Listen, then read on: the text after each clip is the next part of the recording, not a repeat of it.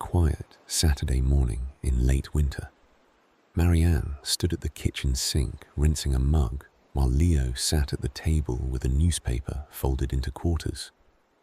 The house was small enough that the sounds of morning carried easily: a kettle warming, a chair leg shifting on tile, the low hum of heat coming on and off. They had been married for 46 years.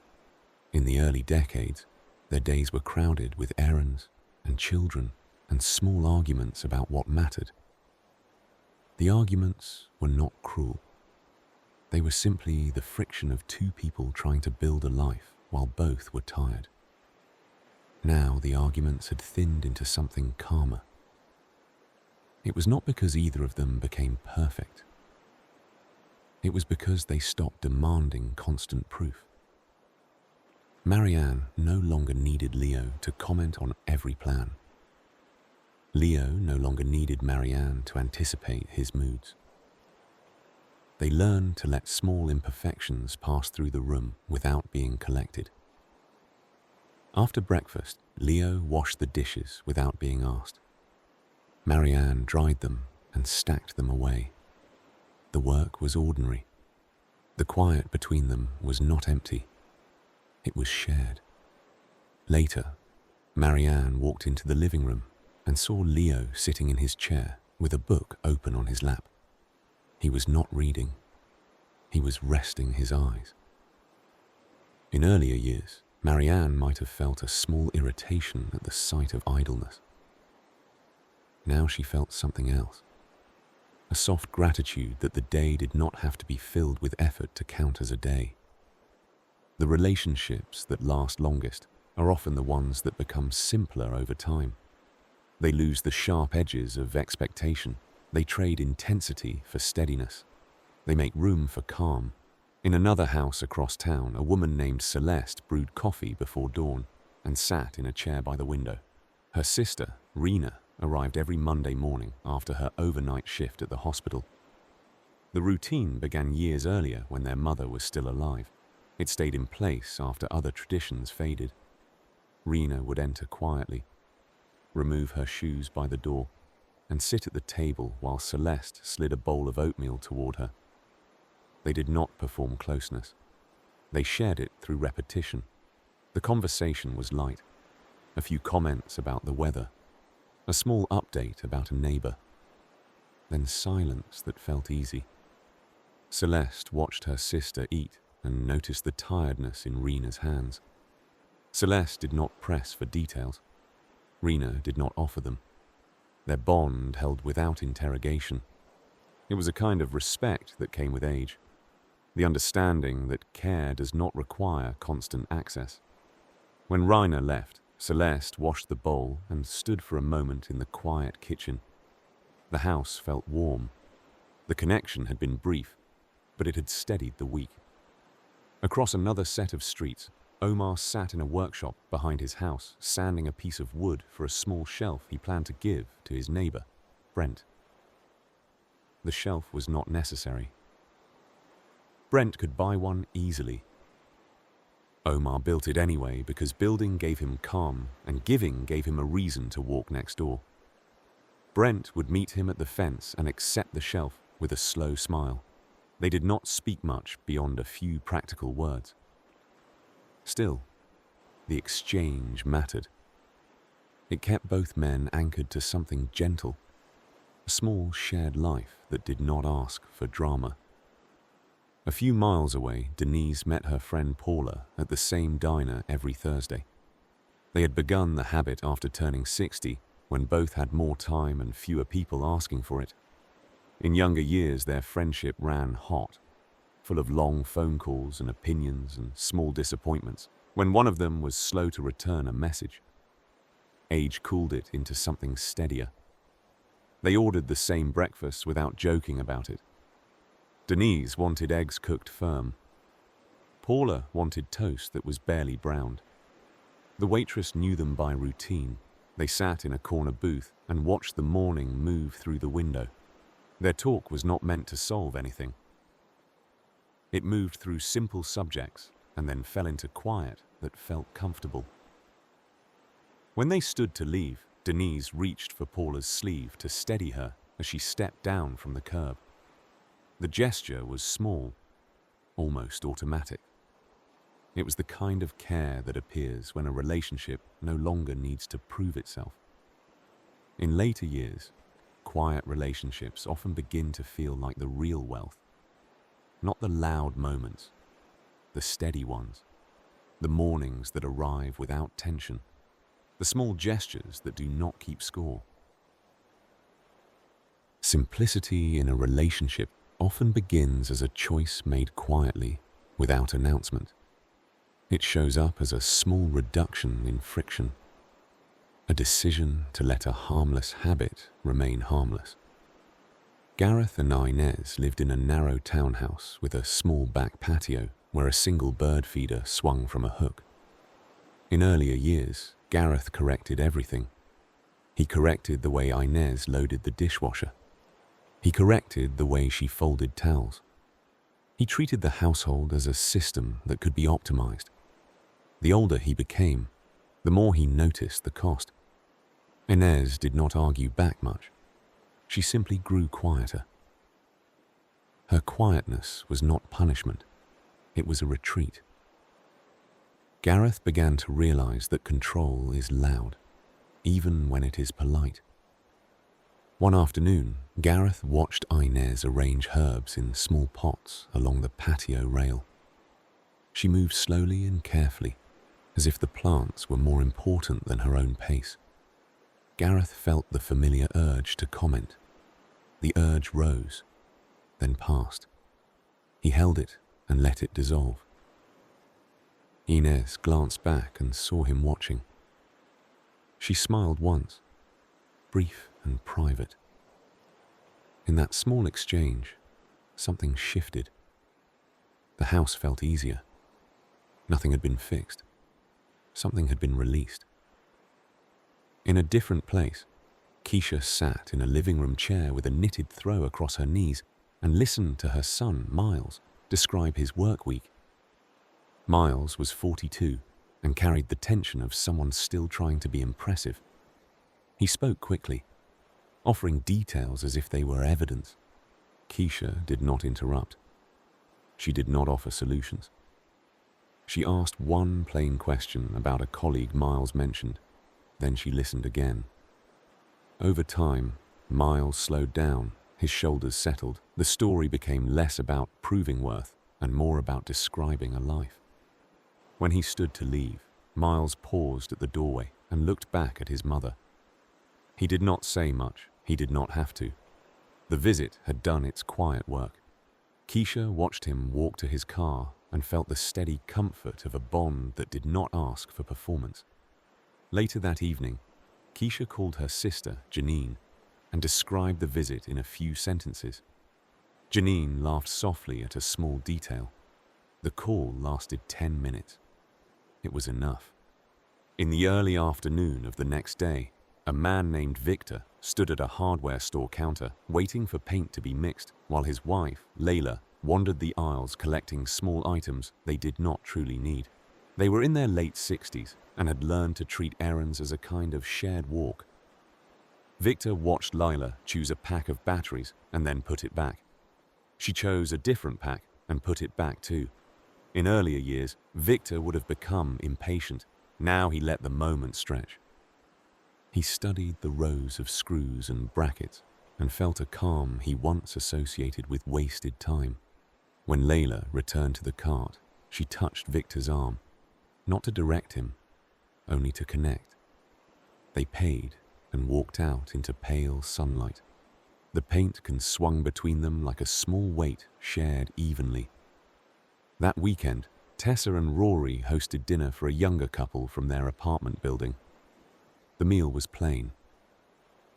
Roasted vegetables, a small casserole, bread warmed in the oven.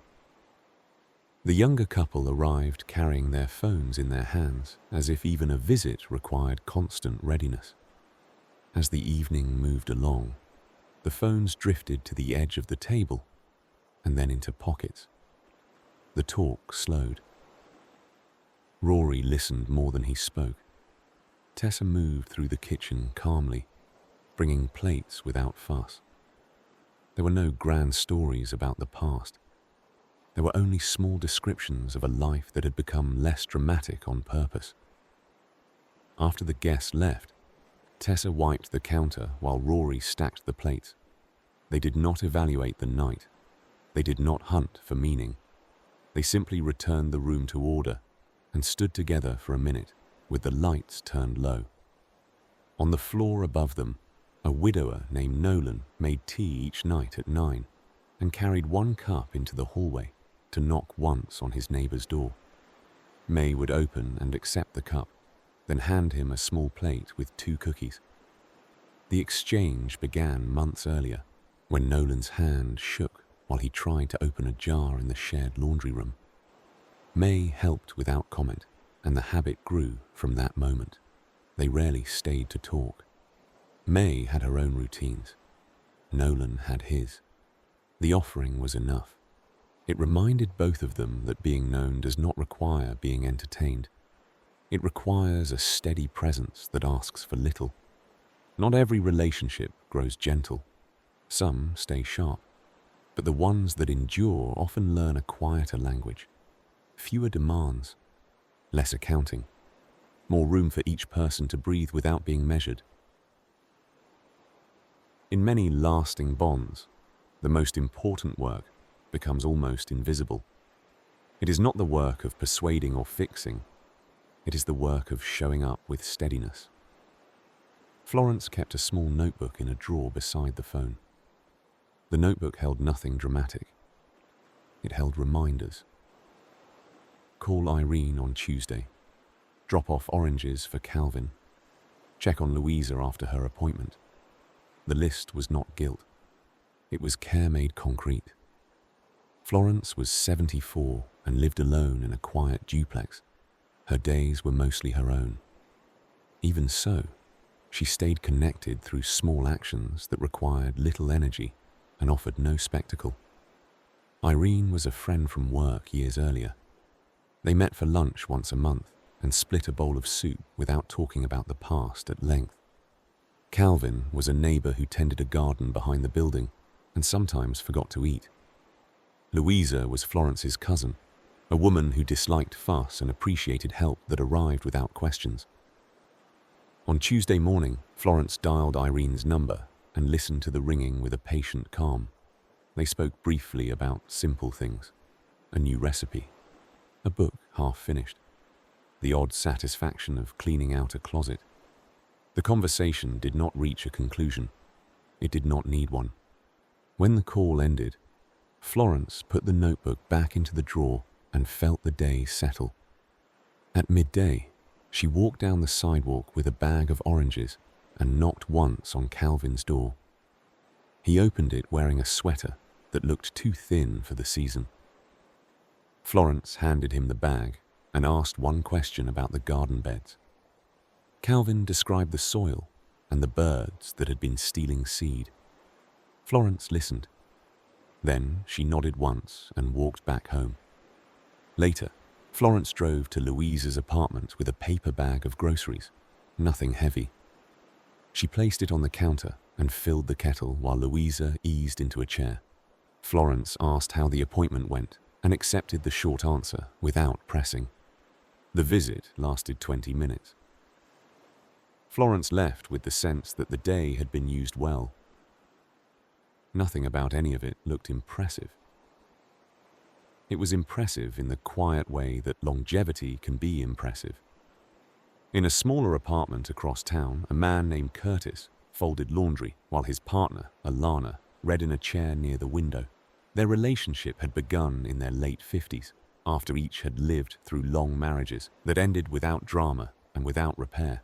Curtis and Alana did not try to recreate the intensity of younger love. They built something else. They kept their lives spacious. Curtis went to the gym early. Alana liked slow mornings and long baths. They made dinner together most nights, but they did not require the other person's constant participation. When one of them wanted solitude, The request was simple and accepted. The room stayed calm. One evening, Curtis misread a message and arrived late to a small neighborhood gathering. In earlier relationships, he would have entered with an apology shaped like fear. With Alana, he arrived and sat down. She slid a plate toward him and continued the conversation she was already having with someone else. The moment passed. The lack of punishment felt like relief. Curtis noticed later how much energy he once spent bracing for consequence. He noticed how calm can be a form of trust. On a Sunday afternoon, a woman named Sabine visited her father, Earl, in the assisted living building where he had moved the previous year. Sabine brought a small puzzle book and a bag of peanut butter crackers. Earl was 86 and had started to repeat stories. The repetition did not bother Sabine. She treated it like a familiar song. They sat by a window overlooking a courtyard with bare trees and a bench. Earl opened the puzzle book and worked slowly. Sabine watched his hands and noticed the care he still brought to simple tasks. She did not correct him when he repeated himself. She did not force the visit to be meaningful. The meaning was already there, steady and quiet, in the fact of being together without demand. When Sabine left, she adjusted Earl's sweater collar and checked the room temperature with a small glance. Earl took her hand for a moment and then released it. The gesture was brief, almost formal. It carried the weight of years. Some people spend decades chasing intensity and learn late that intensity is unstable. The relationships that last often find their strength in a smaller thing, a willingness to let the other person remain themselves without constant testing, and to return again and again with simple attention. Simple attention can also be a form of repair, not the dramatic kind that tries to rewrite a past, the quiet kind that keeps the present from hardening. Tariq drove every other Friday to his mother's apartment building with a bag of groceries in the passenger seat. His mother, Nadia, had stopped driving the year before. She did not complain about it. She simply adjusted, the way older people often adjust, with a mix of pride and fatigue. Tariq's sister, Elise, met him in the lobby after work. The three of them rode the elevator together. In the hallway outside Nadia's door, Elise brushed a bit of snow from Tariq's coat and rolled her eyes at the weather. The gesture was small, familiar, and strangely comforting. Inside, Nadia put tea on and opened a drawer where she kept extra napkins and paper towels, as if the visit might require preparation. Tariq and Elise unpacked the groceries and stacked them neatly. They asked about the week, and Nadia answered in short lines. No one tried to force the mood into cheerfulness. They let it be plain. A neighbor down the hall, Gordon, passed by with a bag of recycling and paused to greet them. Nadia introduced him with quiet pride, as if a neighbor's name counted as proof of a stable life. Gordon nodded, smiled, and continued. The moment lasted seconds. It still made the apartment feel less enclosed. When Tariq stood to leave, he checked the stove knobs with a glance and adjusted a small lamp near Nadia's chair. Elise straightened a framed photograph on the shelf, then paused and smiled at it. It showed all three of them years earlier, faces younger, expressions more complicated. The photograph remained. The relationship changed afterward. Tariq and Elise walked to their cars in silence. There was no speech about gratitude. There was only the quiet knowledge that their mother's life felt steadier because they were present in it. In another household, Beatrice kept a small studio room where she painted landscapes that were not based on any real place. Her partner, Ramon, kept a workbench in the garage where he repaired old radios for the satisfaction of making something function again. In their 40s, the separation of hobbies made them feel distant. In their 70s, it made them feel sane. They did not require shared enthusiasm. Beatrice did not ask Ramon to admire every canvas. Ramon did not ask Beatrice to understand every part he replaced. They asked for simple respect and got it. Then in the evening they sat together on the couch and watched a quiet documentary with the sound low. Ramon rested his hand on Beatrice's shoulder and left it there. The calm did not come from having nothing to disagree about. It came from learning what was not worth extracting from the other person. On Monday mornings, a small group sat at a community center for a slow walking club. Sujin always arrived early and set out a thermos of coffee in paper cups. Patrick brought oranges already peeled into segments. Mara carried a small speaker but kept it off unless someone asked for music, which was rarely. They walked in a line that stretched and gathered again, like a loose ribbon. Sometimes they talked about grandchildren. Sometimes they described a recipe. Often they stayed quiet. The closeness was not the kind that demanded disclosure. It was the kind that made the day feel less solitary. After the walk, Sujin wiped down the table and watched the group drift away. Patrick waved once from the parking lot. Mara nodded as she stepped into her car. The relationships did not surge and collapse. They held, quietly, because they asked for so little and gave enough to matter. On a rainy evening, Jasper sat at his dining table and sorted a stack of mail into neat piles. His wife, Noelle, stood by the stove stirring soup. They were both in their 80s. The house around them carried the wear of long use, corners rounded by years of hands. In their younger years, Jasper and Noelle tried to keep every disagreement alive until it was resolved. They believed that resolution was a sign of closeness. Over time, they learned that some arguments are only attempts to control uncertainty. The older they became, the less they required certainty from each other. When the mail was sorted, Jasper brought the bills into a folder and placed it in a drawer. Noelle set 2 bowls on the table without asking where Jasper wanted to sit. He sat where he always sat. She sat where she always sat. The pattern was not a trap. It was ease. After dinner, they turned off the lights in the kitchen and walked slowly through the hallway. Noelle rested her hand against Jasper's back for a moment as they passed the framed pictures. Jasper paused to straighten one quietly. They moved towards sleep in the same steady rhythm they had built, a life no longer driven by demands but by simple care and quiet habit. Quiet habit is often what remains when the need to impress fades. A relationship becomes less like a performance and more like a shared place to rest. Anita kept a small calendar on the refrigerator with only a few markings. One of them was a simple note every Wednesday: call Ruben. Ruben was her older brother. He lived alone in a small apartment and rarely asked for help. Anita did not wait for him to ask. She called in the early evening, after dinner, when the day had cooled. The calls were short. Anita would ask about his week and mention something small from hers: a loaf of bread that turned out well, a neighbor's new dog, a movie she watched with the sound low. Ruben would answer in plain sentences. He was not a talkative man. The point was not to extract emotion. The point was to keep a line open. Anita learned over time to treat silence as part of the call rather than a failure. In the silence, she could hear the background of Ruben's life, the faint sound of a television, a kettle set down, a chair shifting.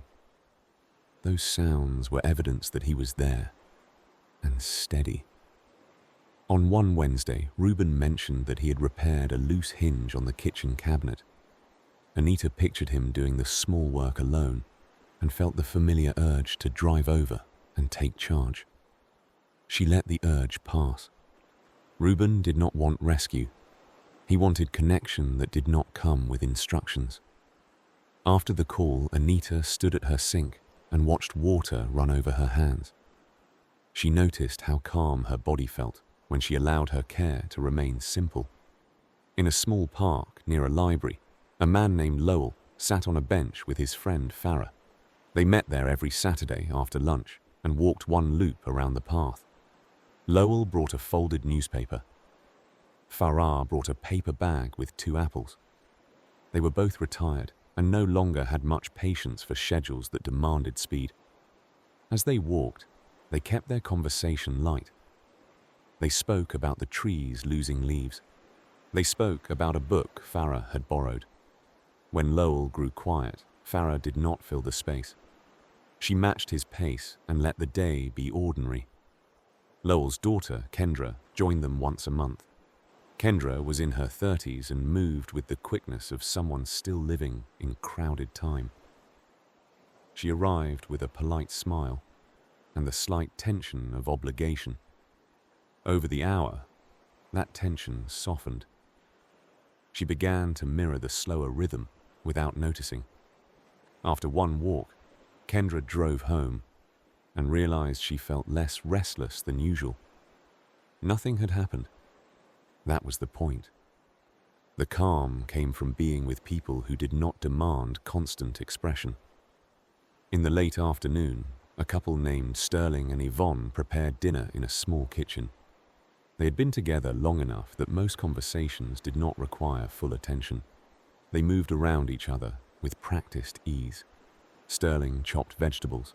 Yvonne measured rice and then set the pot down and rested her hand on the counter for a moment. Sterling noticed the pause and stepped closer, not to ask what was wrong, but to stand beside her. Yvonne leaned her shoulder lightly against him.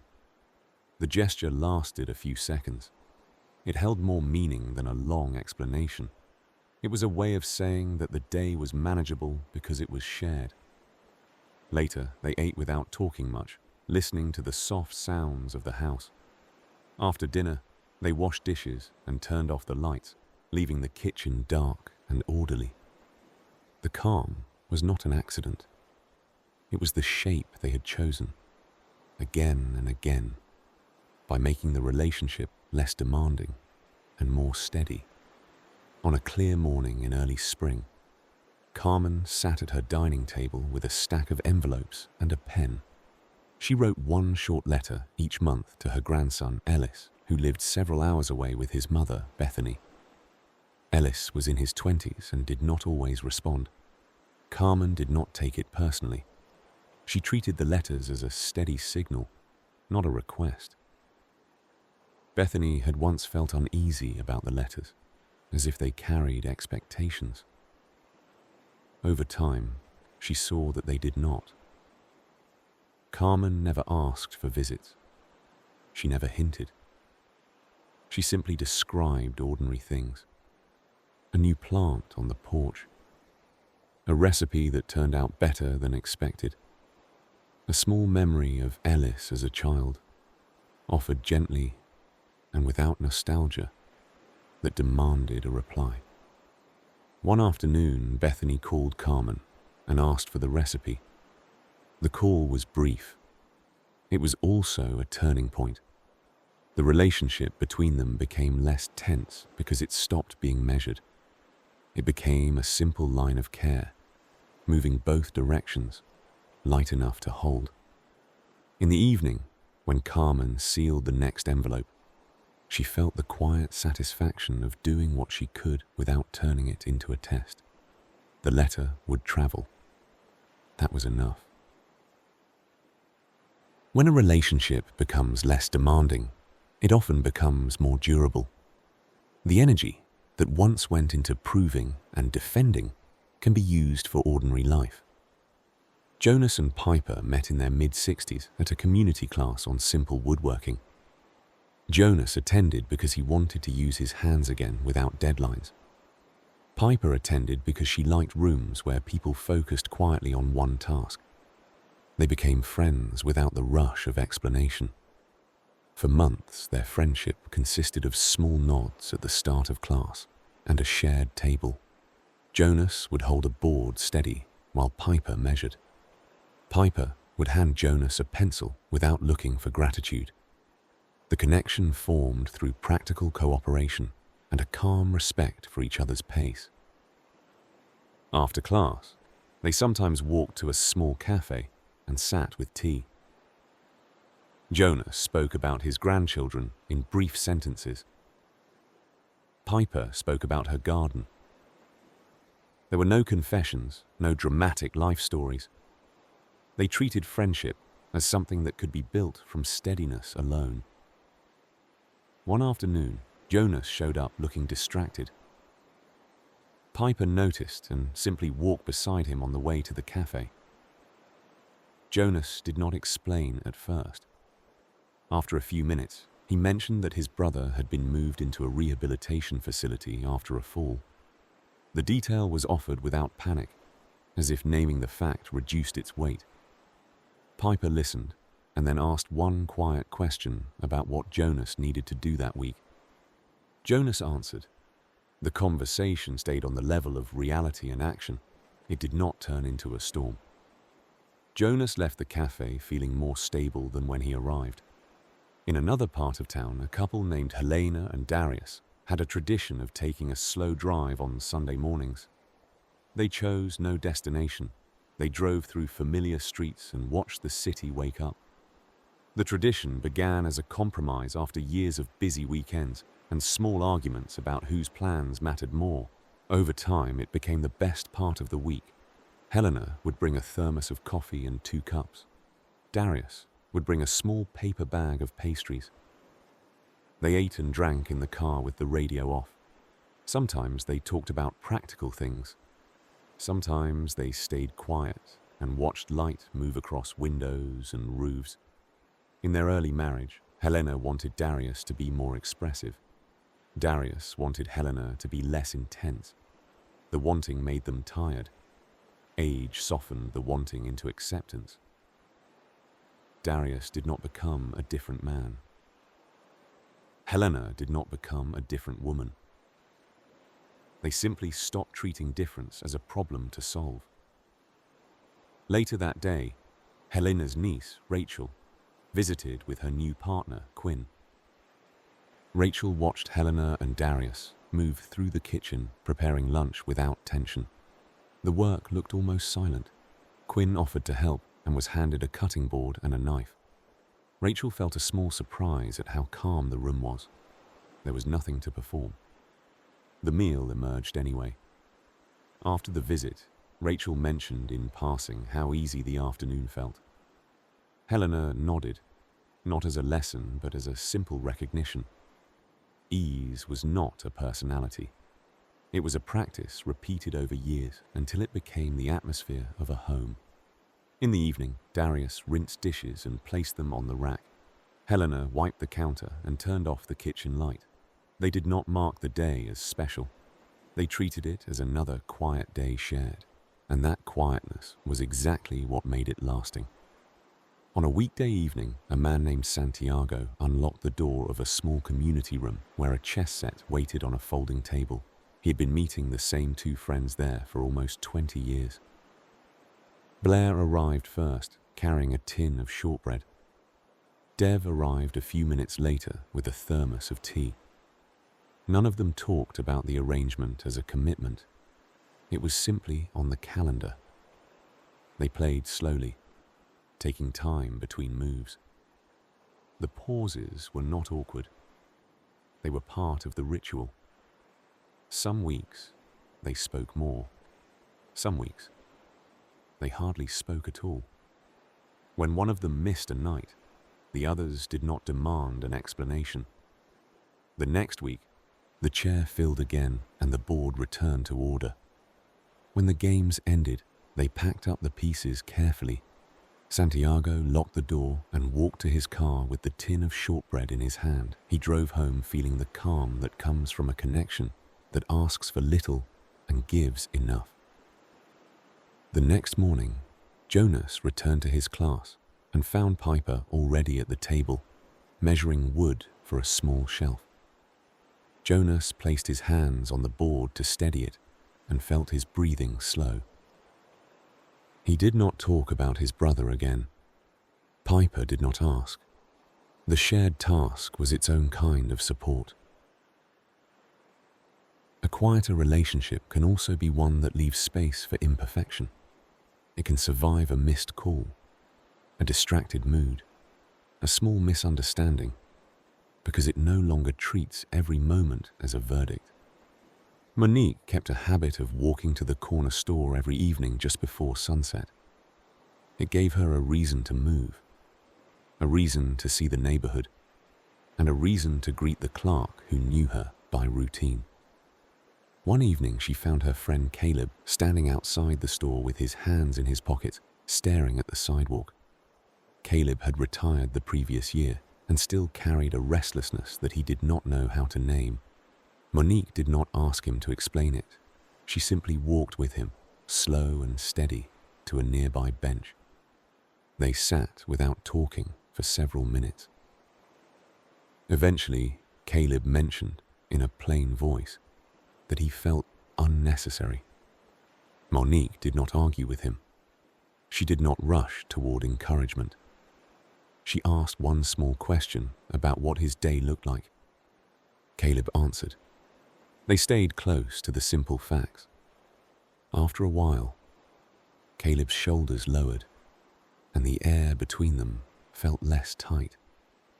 When Monique stood to go home, she touched Caleb's arm lightly. The touch was brief and ordinary. It communicated something without forcing it into language. In a small duplex with a tidy front porch, Iris and Stefan had been neighbors for 15 years.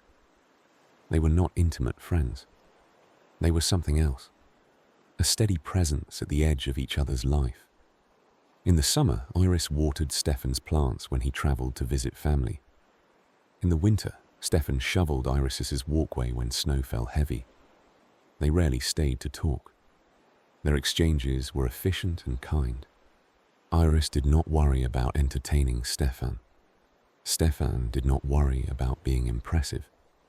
The relationship was built from uncomplicated usefulness and quiet respect.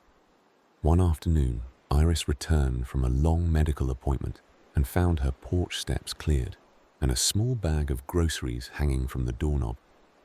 Inside were bread, a carton of eggs, and a few bananas. There was no note. Iris knew it was Stefan. She carried the bag inside and sat at the kitchen table with her hands resting on the paper for a moment, letting the gesture settle. The next day, Iris baked banana bread and left a wrapped loaf on Stefan's porch. She did not ring the bell. She simply placed it there and walked away. That was their language. It did not demand thanks. It moved quietly back and forth. Across town, a woman named Evelyn kept a small guest room ready, not for company, but for her sister-in-law, Priya, who visited twice a year. The visits were predictable and calm. The two women had never been deeply close. In earlier decades, that distance made Evelyn feel guilty. Later, she stopped treating the relationship as a failure. She treated it as what it was: polite, steady, and workable. During Priya's visits, they cooked simple meals and ran errands together. They spoke about books and movies. They did not dive into the past. They did not force intimacy. When the visit ended, Evelyn felt the quiet relief of a bond that functioned without pressure. In the evening, Evelyn called her brother, Hero, to confirm that Priya had arrived safely. The call lasted only a few minutes. Evelyn ended it with a calm sense that family does not always become warmer with time, but it can become easier. Ease is often what allows a relationship to remain present, year after year, without breaking. At the edge of the same city, a man named Asher kept a small box of postcards in a desk drawer. He had been friends with Gwen since college. They had drifted apart in middle age, not because of a dramatic rupture, but because both had been busy and slightly proud. Years passed. The friendship turned into a memory that felt too awkward to retrieve. Then, on a winter morning, Asher saw a postcard stand at a bookstore and bought one without thinking much about it. The card showed a simple painting of a lighthouse. He wrote Gwen's address from memory and added a few plain lines about the weather and the book he had just purchased. He did not ask for a reply. He did not explain the silence.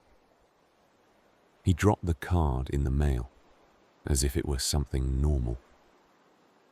2 weeks later, a postcard arrived. Gwen had sent a photograph of a quiet beach at dusk. She wrote about her garden and a small repair she had made in her kitchen. She did not mention the lost years. She did not demand an account of them. The exchange continued. One card every month or two, enough to rebuild the connection without pressure. In late spring, Gwen and Asher met for coffee. The conversation stayed gentle. It was not a reopening of youth. It was the start of an older friendship, smaller, calmer, and more durable, because it asked for so little and offered enough to matter. A relationship that becomes calmer is not always the result of a dramatic turning point. Often, it is the gradual recognition that counting costs too much.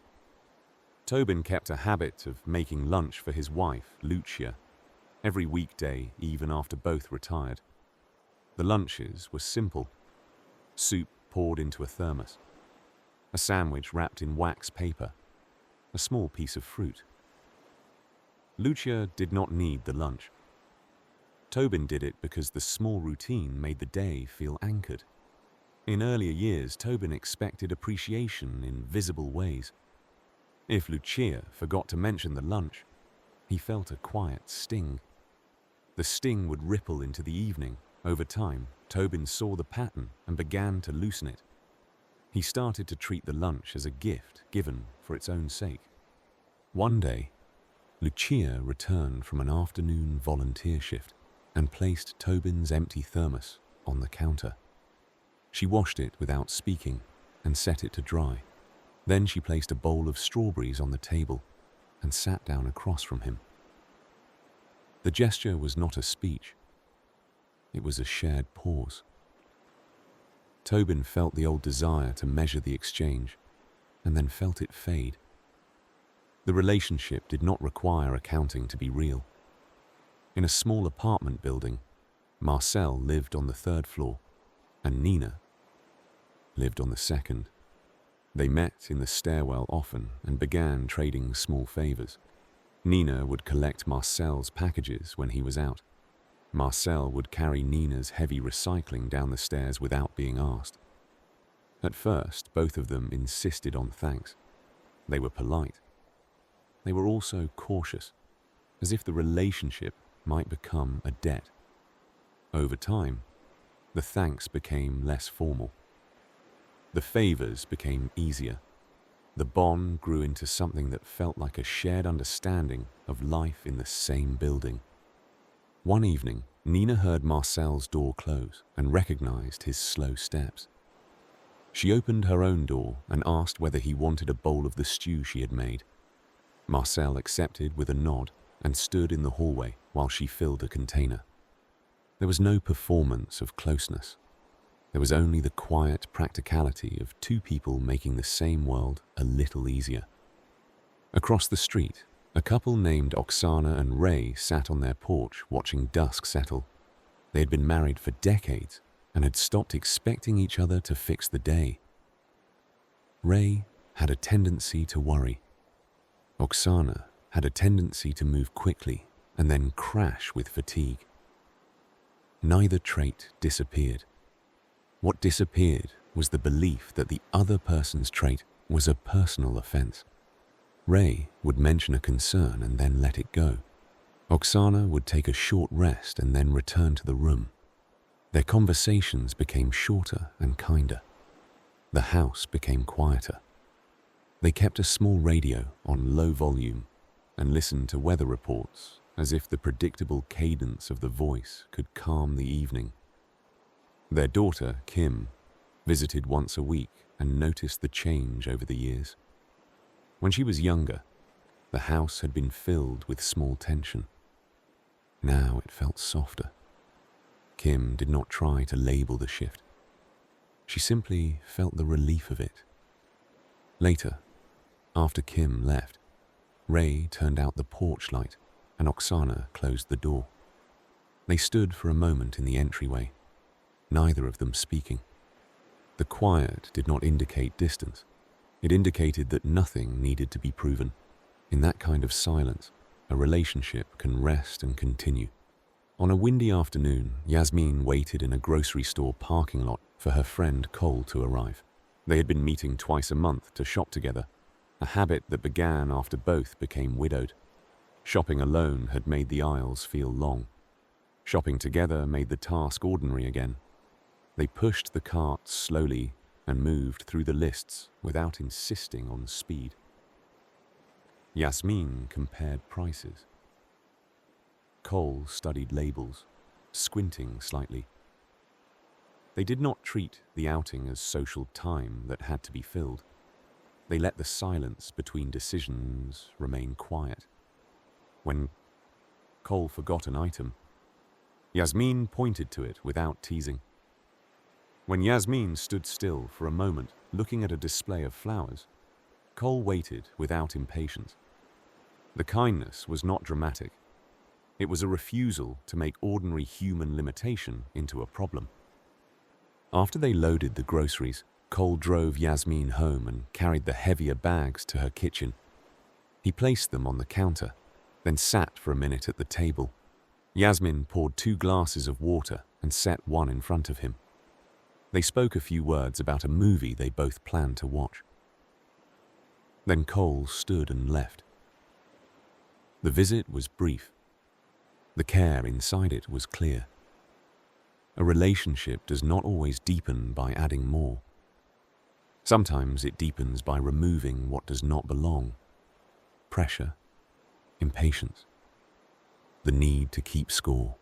What remains can hold for a long time. Pressure can hide inside good intentions. It can sound like concern. It can look like involvement. Over time, many people learn that the cleanest form of care is the one that does not crowd. Benson lived in a small 1-story house with his wife, Lara, and a dog that slept most of the day in a sunlit patch of carpet. Benson used to narrate everything he did, as if silence might be misunderstood. Lara used to respond out of habit, answering questions that were not really questions. As they aged, both of them began to prefer quiet. The change arrived slowly, almost without notice. Benson started reading in the afternoons without turning on the television. Lara started doing her crossword at the table without asking Benson what he wanted for dinner yet. The house became calmer, and the calm made them kinder. One evening, Benson started to complain about a small ache in his shoulder, and then stopped himself. He realized that the complaint was not information. It was tension looking for a place to land. Instead, he stood and stretched, then made tea. Lara watched him and placed a small heating pad on the arm of his chair. Benson nodded once. The gesture passed between them without turning into a discussion. In a different neighborhood, Simeon kept a weekly ritual with his daughter, Etta. Every Sunday afternoon, Simeon drove to Etta's home and picked up his grandson, Felix, for a short outing. The outing was never ambitious. A park, a library, a slow walk around a pond where ducks gathered. Simeon did not try to turn the time into a lesson. He simply shared the afternoon. Etta used to worry that Simeon's visits were too quiet, that Felix might be bored. Then she noticed that Felix came home calmer. Felix would sit on the rug and arrange his toy cars in a neat line, as if the day had helped him settle. Etta stopped measuring the outings by excitement and began measuring them by peace. Simeon and Etta also spoke briefly at the door when Felix was returned. The conversation was practical and short. It did not spiral into family history. That restraint protected the relationship.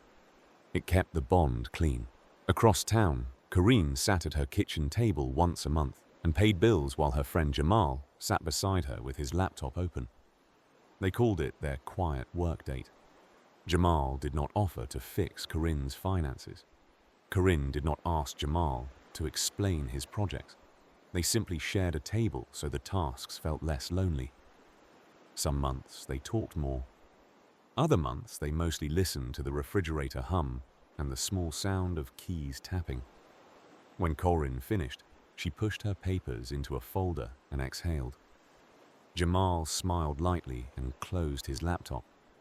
The companionship had been subtle, and it had made the afternoon easier. In the evening, Corinne drove Jamal home and left him at the curb with a small wave. They did not promise to keep in touch because the calendar already held the next month's date. The relationship did not require constant affirmation. It simply continued. A calmer relationship often looks unimpressive from the outside. It can seem small. Inside, it is spacious. Inside, it allows the nervous system to rest. That rest is what makes the bond sustainable, year after year, without strain. In a row house on a narrow street, Laurel and Brooks slept in separate rooms.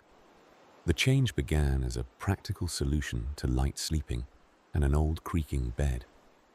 In earlier decades, the idea would have felt like distance. In their later years, it felt like kindness. They still ended the evening together. Laurel would read in the living room while Brooks watched a quiet show with the volume low. When Laurel grew sleepy, she stood and turned off the lamp. Brooks would rise too, and they would walk down the hallway, side by side. At Laurel's door, Brooks would pause and rest his hand on her shoulder for a moment. Laurel would squeeze his fingers once. Then they would separate without tension, each moving into a room that allowed real rest. In the morning, they met again in the kitchen, unhurried, with the coffee maker gurgling softly. The relationship did not depend on constant closeness to remain close. On Saturday afternoons, Laurel met her friend Tanya at a small movie theater that played old films. They bought tickets and chose seats near the back. Tanya liked the quiet darkness. Laurel liked the simple fact of sharing an experience without having to talk through it. After the movie, they walked to their cars and spoke only a few sentences about what they had watched. Tanya laughed once at a small scene. Laurel nodded and smiled. Then they went home. The friendship endured because it did not require more than it could naturally offer. It stayed light enough to carry. When relationships become simpler, they often become quieter in the most visible ways. Fewer explanations, less negotiation over moods, more gentle acknowledgement of what is true. Opal worked at a small public library for decades and retired with a box of bookmarks and a habit of keeping things in order. In retirement, the order of her days became more flexible, but one routine stayed firm. Every Thursday morning, she met her friend Martin at the library entrance and they walked inside together. They did not need the library. Both of them owned plenty of books. They went because the building felt calm and because the walk from the parking lot gave them a reason to be in each other's company without forcing conversation. Martin would return a stack of novels. Opal would browse the new arrivals. Then they would sit at a table and read in silence for nearly an hour. Sometimes Martin would point to a sentence and tap the page, as if sharing the rhythm of the line mattered more than sharing the content. Opal would nod. The gesture was enough. The friendship had moved past the stage where it demanded constant disclosure. It had become a shared quiet. In a small house nearby, Celine and Jared had a daughter in her 20s named Avery, who visited irregularly. Avery loved her parents and still carried the impatience of youth. She would arrive with stories that spilled out quickly, then sink into the couch and scroll through her phone, as if the day required constant input. Celine used to feel offended by the phone. Jared used to try to pull Avery into conversation. Over time, both parents learned a calmer approach. They stopped treating Avery's restlessness as a critique.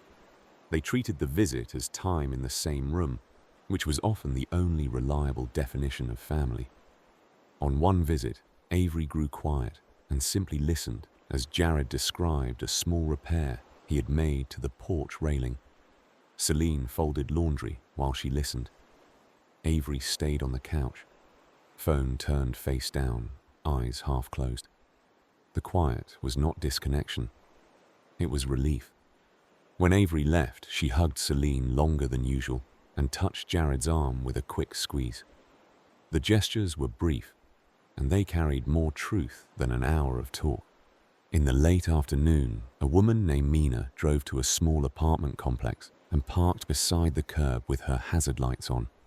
She was picking up her friend Chester to bring him to a grocery store. Chester's eyesight had been fading, and he accepted rides with a mixture of gratitude and embarrassment. Mina did not make speeches about helping. She simply arrived when she said she would. Chester stepped carefully into the car and adjusted the seatbelt without comment. Mina asked whether he wanted to stop for coffee first. Chester nodded. At the grocery store, Mina walked at Chester's pace. She described the labels without making a show of it. Chester chose items slowly. Mina waited. When Chester apologized once for taking time, Mina shook her head and kept walking. On the drive back, they spoke about ordinary things. Chester mentioned a film he had watched. Mina mentioned a neighbor who had planted winter pansies. The talk stayed light, and that lightness protected Chester's dignity. It protected Mina's energy too. The relationship remained steady because neither of them turned care into a drama. In many lives, this is what quiet relationship looks like in the long run. It is a steady practice of reducing friction. It is care delivered without performance. It is presence that does not demand a particular mood. And it leaves room for the next day to arrive without dread, which is its own kind of peace. On a cool night in early autumn, Bridget sat on her back steps with a small bowl of grapes and watched the sky darken. Her friend Hale lived next door. Their friendship had settled into a simple pattern that fit both of them. Hale would bring in Bridget's trash bin on windy days. Bridget would water Hale's plants when he traveled. Twice a week, they met at the fence for a few minutes. The conversation stayed plain. A comment about the weather. A note about a bird at the feeder. A small plan for the weekend. One evening, Bridget mentioned that she felt more tired than usual. Hale nodded and asked whether something practical could make the week easier. Bridget thought for a moment and asked him to pick up a gallon of milk the next day. Hale agreed without making a production of it. Afterward, Bridget sat alone on the steps again and noticed how steady she felt. The friendship did not demand a bright mood or a full explanation. It held its shape through small, repeatable acts. When relationships become simpler, they often become more honest. They stop chasing an ideal and become what they can sustainably be, which is often the very thing that lasts. Afton's wedding ring still fit, even after the knuckles swelled with age. She kept it on because taking it off felt like admitting something had ended completely. She did not want to admit that. She wanted the relationship to remain what it could be, even if it was now memory and habit more than conversation. After her husband died, Afton stopped accepting most invitations. She did not want crowds. She did not want the cheerful insistence that life must go on in a particular way. What she wanted was something smaller and steadier, the kind of companionship that did not demand performance. That arrived in the form of a neighbor, Inez, who lived 2 doors down and took a short walk every morning at the same time. Inez noticed Afton sitting on her front step one cool day in early fall and simply paused. She did not ask large questions. She pointed out the thin light in the trees and the way the air smelled like dry leaves. Afton nodded. That was all. The next morning, Inez paused again. The morning after that, she did as well. The pauses became a quiet ritual.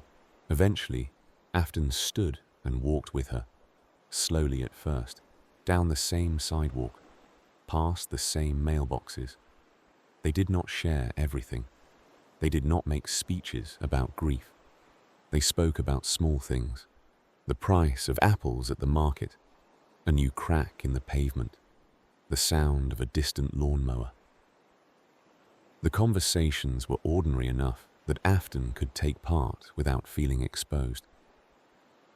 On the 3rd week, Afton stopped on the curb and adjusted her shoe. Inez waited without impatience. The waiting was its own kindness. Afton realized that the relationship was forming without demands.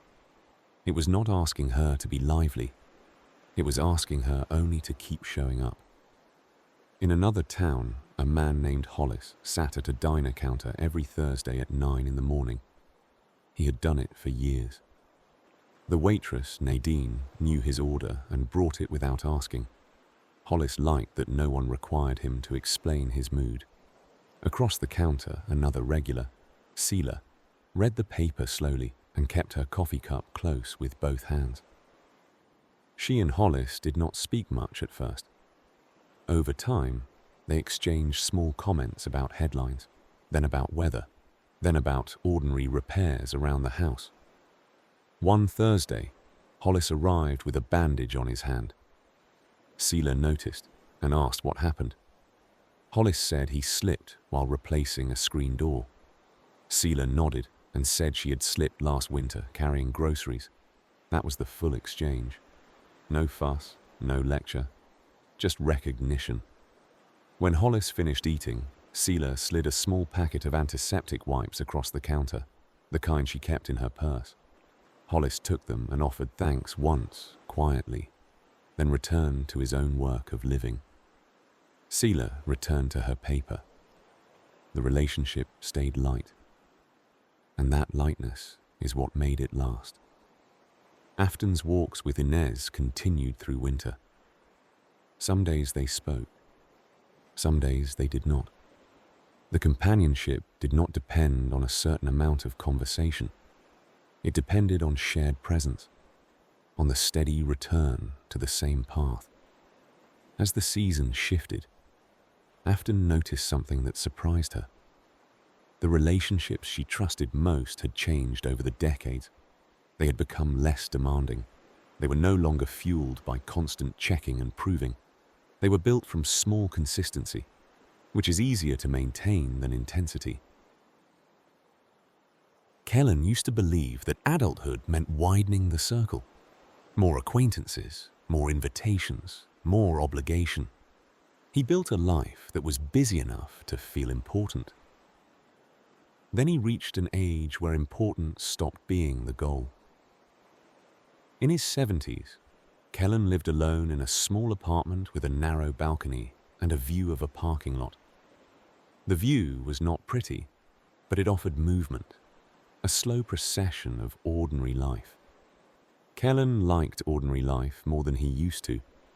He kept his relationships few and simple. One of them was with a woman named Saffron, a former co-worker who lived nearby. They met once a week at a small park and walked one slow loop around a pond. They did not add errands to the walk. They did not turn the walk into a production. They came, they walked, they left. At first, Kellen assumed the friendship would fade because it lacked constant activity. But it did not fade. It deepened. The simplicity made it repeatable. On the walk, Saffron spoke about a bird she saw on her balcony. Kellen spoke about a book he had finished. They did not compete for attention. They did not take turns delivering monologues. They kept the conversation like the walk itself, steady and unforced.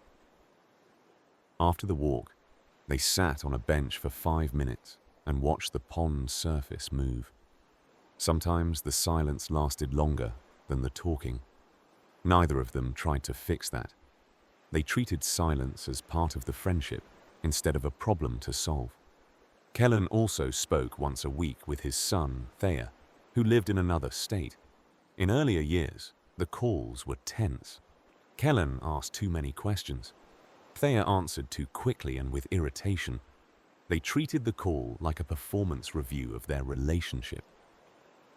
Over time, they learned a smaller shape. Thea called on Sunday evenings when he had finished dinner. Kellen asked 1 or 2 practical questions and then listened. If Thea sounded tired, Kellen did not push. If Thea sounded cheerful, Kellen did not interrogate the reason. The calls became brief and steady. They ended with a simple goodbye and no extra weight. One afternoon, Kellen noticed a new neighbor carrying groceries into the building. The neighbor, Paloma, dropped a bag and a jar rolled toward the hallway wall. Kellen walked over, picked up the jar, and set it back in the bag. Paloma thanked him and smiled, then went inside. No further exchange was required. A week later, Kellen held the elevator door when Paloma hurried down the hall with a laundry basket. Paloma nodded once. The building began to feel less anonymous, not because Kellen became close friends with everyone, but because small moments of ease stacked up over time. Kellen sat on his balcony that evening and felt a quiet satisfaction. The relationships he valued now were not the ones that demanded constant energy. They were the ones that fit into the actual shape of his days. They asked for steadiness, not performance, and that made them possible to keep. Aldo kept a small notebook in his desk drawer with 3 names written on the first page. He called it his steady list. The list was short on purpose. He had learned that closeness thins when it is spread too wide. The notebook was plain, no decorative cover, just a place to keep a few bonds from drifting. Once a month, Aldo drove to a quiet cafe and met his friend Juniper. They had known each other since their 30s, when friendship meant long nights, crowded rooms, and a hunger to talk about everything. In their 70s, the friendship looked different. It was built from a calm agreement that neither of them needed to be interesting. They ordered tea and sat near the window. Juniper brought a paperback with a folded corner marking her place.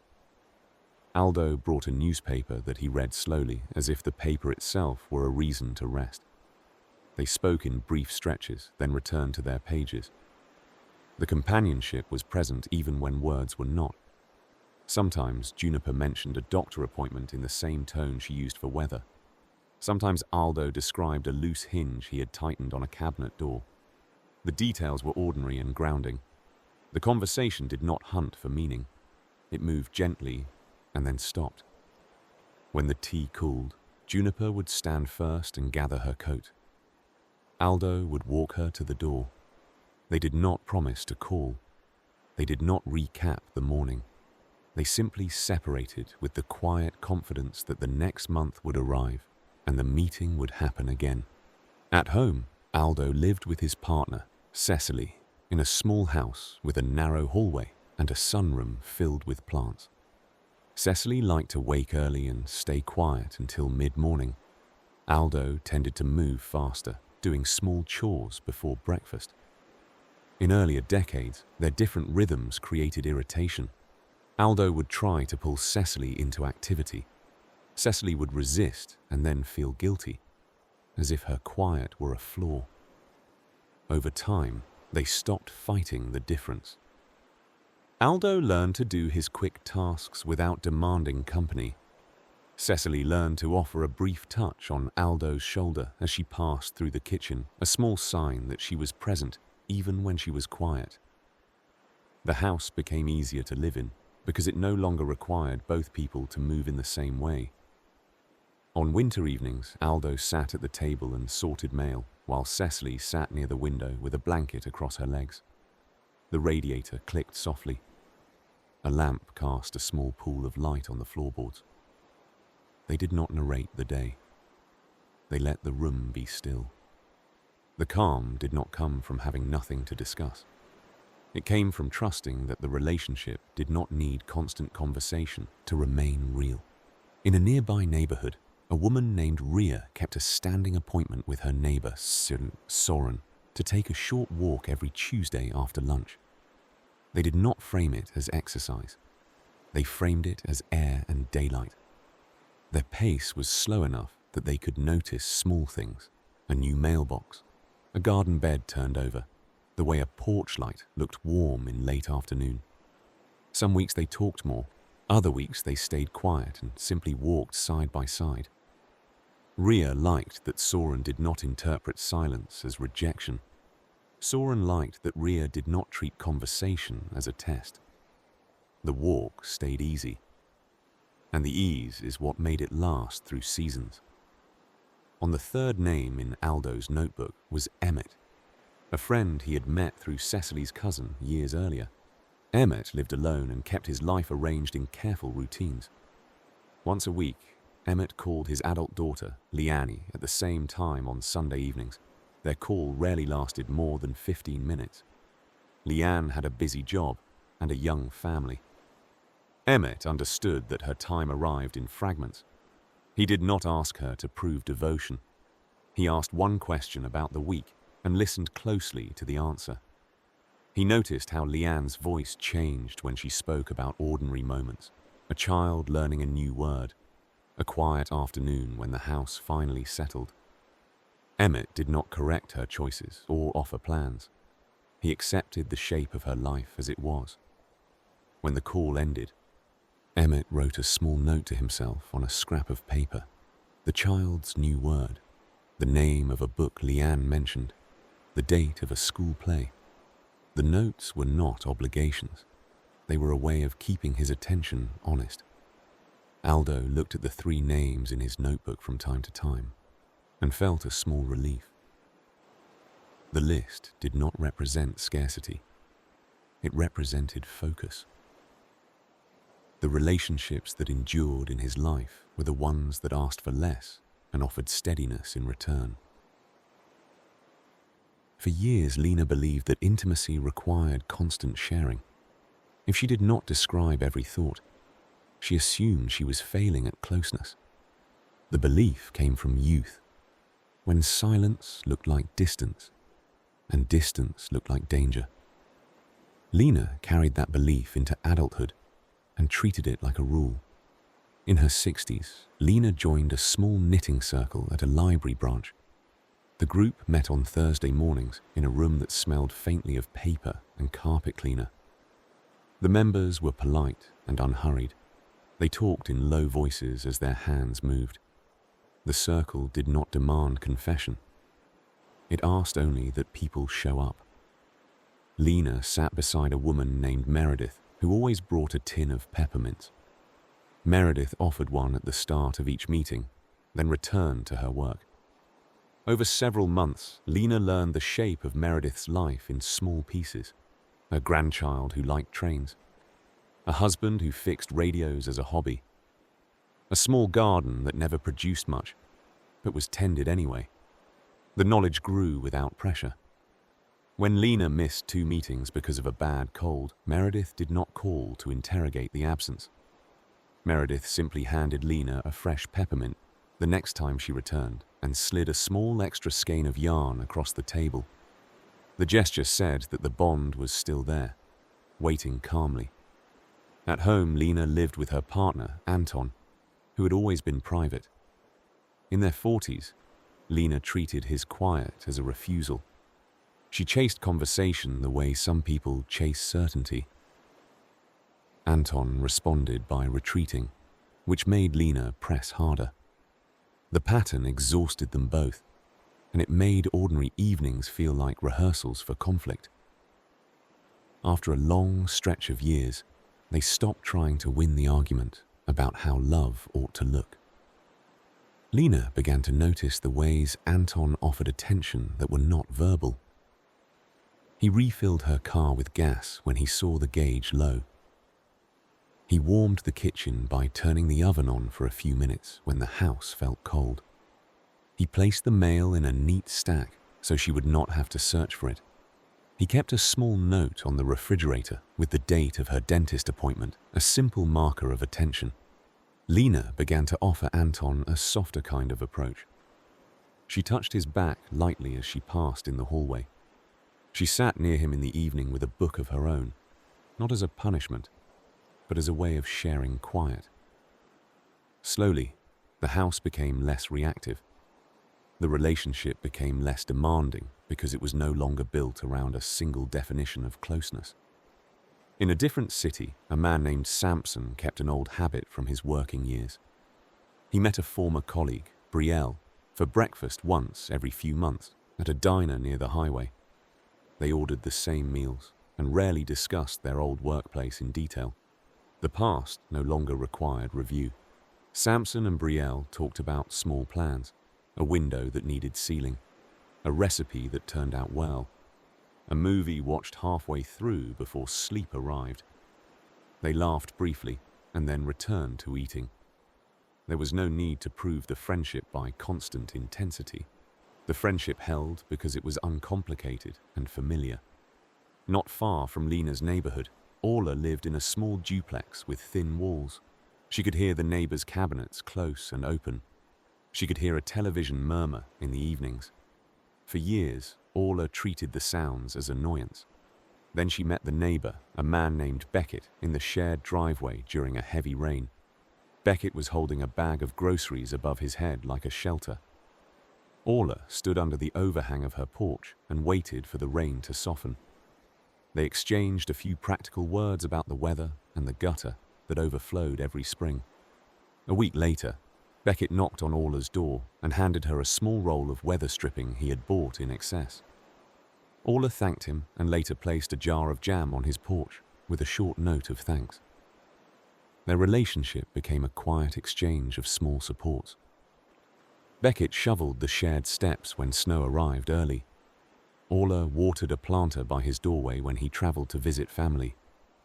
They did not become close companions. They became steady presences at the edge of each other's lives, making the place feel safer without demanding much in return. As Lena walked home from the library one Thursday, she felt a quiet change in how she carried her relationships. The ones that endured did not require her to perform emotional labor every day. They allowed her to be ordinary. They allowed the bond to be built from consistency rather than urgency. Giselle kept a habit of leaving the first 10 minutes of the morning unclaimed. She made coffee and stood at the sink, looking out at her small yard. She did not plan the day yet. She let the mind settle into a quieter shape. The silence was brief, but it gave the rest of the day a softer start. Her friend Malcolm used to call during that time, years earlier, when both of them were younger and carried their lives like full trays. Malcolm would call with urgency and stay on the line, as if ending the conversation might feel like losing connection. Giselle would keep talking even when she needed to move on, then feel irritated and guilty. In their later years, the calls changed. Malcolm began calling only on Friday mornings. The timing became regular, almost boring. Giselle found that the regularity made the friendship easier to hold. She did not have to brace for interruption. Malcolm did not have to hunt for reassurance. When the phone rang on Fridays, Giselle answered and listened to Malcolm describe whatever was present: a repair he finished, a neighbor who waved, a minor annoyance with the mail. Giselle responded with small details of her own. The conversations stayed simple, and they ended without dramatic farewell. Neither of them tried to drain meaning out of the exchange. Giselle began to realize that the friendship endured not because it was intense, but because it was manageable. It fit inside life without forcing life to rearrange itself. A few streets away, a man named Warren had a complicated history with his brother, Niles. In their 30s and 40s, they argued about family decisions and old resentments. They let the arguments become a story about who was right. Over time, the story grew heavy enough that they avoided each other. In Warren's 70s, the avoidance began to feel like more work than the relationship itself. Warren did not want to reopen every past detail. He wanted something smaller and cleaner, a way to be connected without rewriting history. Warren sent Niles a handwritten card with a simple message about the season. He described a tree that had dropped its leaves early and the way the morning air felt sharper. He did not mention the past. He did not include a demand for response. He sent the card and went back to his day. 2 weeks later, a card arrived in return. Niles wrote about a new routine, walking a short loop after lunch. Niles mentioned a soup recipe that turned out well. The message did not cover emotions in large words. It offered a plain opening. From that point, Warren and Niles kept the connection small. They exchanged a card every month or two. At holidays, they spoke on the phone for a short time. They asked about practical things and listened carefully. They did not take detours into blame. They avoided the old traps without calling them traps. In the spring, Warren asked Niles for a small favor.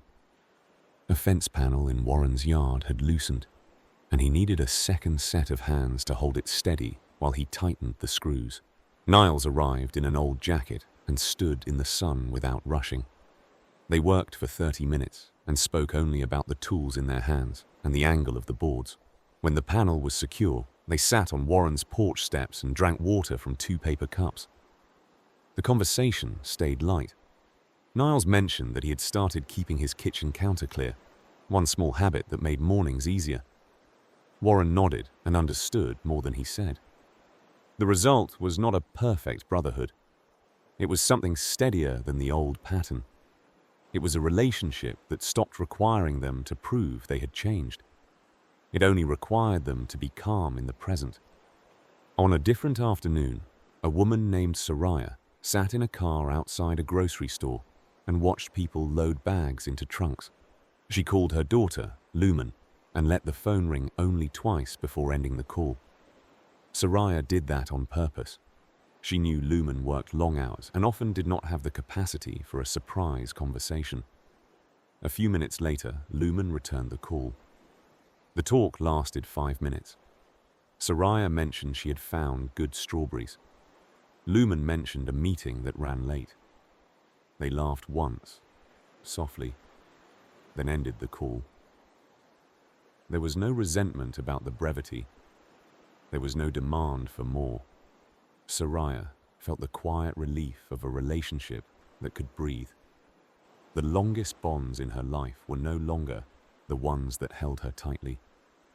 They were the ones that made space and stayed present anyway. Camden kept a small toolbox in the trunk of his car, even after retirement. The tools were not a symbol of busyness. They were a way of staying useful in small, contained ways. He liked jobs that ended cleanly, with a screw tightened and a door closing properly. Once a month, Camden drove to his aunt's house to replace filters and check smoke detectors. His aunt, Delphine, was 82 and lived alone in a tidy ranch home with a narrow porch and 2 chairs that faced the street. Delphine offered Camden coffee and a simple pastry, then let him move through the house without hovering. Camden remembered how Delphine used to talk constantly when he was young, filling space with stories and opinions. In later years, Delphine spoke less. She seemed to have grown tired of unnecessary words. She watched Camden work and asked only what was needed, where a replacement filter was stored, which light had begun to flicker, and whether the porch step felt loose. When Camden finished, Delphine handed him a small envelope with money inside. Camden always refused once, then accepted. Delphine liked the exchange because it made the visit feel balanced. It prevented the relationship from becoming a constant favor. Camden respected that. He pocketed the envelope and used it to buy groceries on the way home, thinking of Delphine's quiet pride. In the afternoon, Delphine walked to her mailbox at the end of the driveway.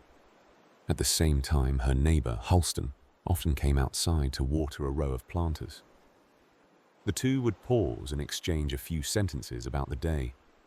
The talk stayed brief and kind. Halston did not step into Delphine's life as a rescuer. Delphine did not step into Halston's life as a burden. They met in the middle, where mutual respect lived. Across the street, a couple named Petra and Fletcher had been married for 56 years. In the early decades, they kept score of who gave more and who noticed more. The scorekeeping created a constant low conflict that never erupted, but never left. The conflict was not loud. It was an ongoing tension that made the house feel slightly crowded. Over time, they grew bored of their own accounting. Petra stopped listing Fletcher's small failures in her mind. Fletcher stopped defending himself against accusations that had not been spoken. They both began doing small tasks for each other without narrating them. Petra placed Fletcher's reading glasses near the chair where he always forgot them. Fletcher filled the bird feeder on the porch because Petra liked watching the birds in the morning. He also sharpened the kitchen knives once a month, wiped them carefully, and set them back in the block as if nothing had happened. Their conversations changed too. They asked fewer questions designed to test, and more questions designed to locate.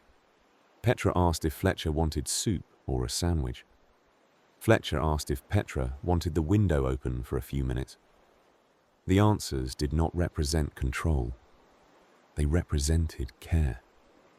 The tone changed first, and the content followed.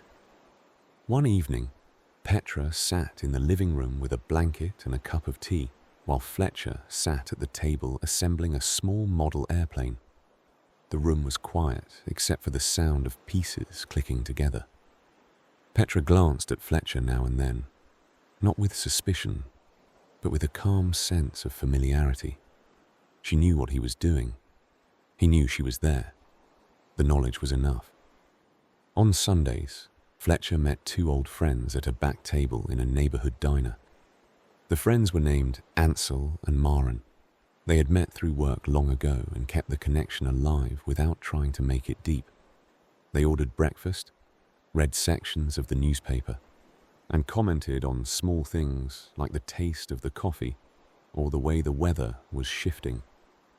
Sometimes one of them mentioned a worry, a bill that arrived unexpectedly, a restless night, a minor ache. The others listened without turning it into an intervention. They offered a nod, a short sentence, and then let the conversation drift back to ordinary topics. The kindness stayed contained. It did not try to become a solution that would require future follow-up. Camden drove home after leaving Delphine's house and noticed that the relationships he trusted most had become lighter over time. They were not fueled by constant demands. They were fueled by small, repeated actions that neither person had to dramatize. The steadiness was quiet, and it made the world feel less sharp for him. Naomi kept her calendar almost empty, by design. The blank spaces were not a sign of loneliness. They were a sign that she had learned what made her steady.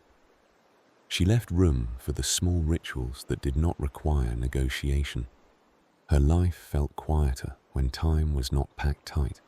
On Mondays, Naomi visited a modest apartment building and brought a bag of groceries to a friend named Clark. Clark had lived there for years and had slowly stopped driving. Naomi did not treat the visit like a duty. She treated it like a routine that made sense, something that kept two lives connected without requiring speeches. Clark met Naomi at the door with a calm expression and took the bag without apology. Naomi set the groceries on the counter and put the milk in the refrigerator while Clark stood nearby, not because Clark could not do it, but because it was easier together.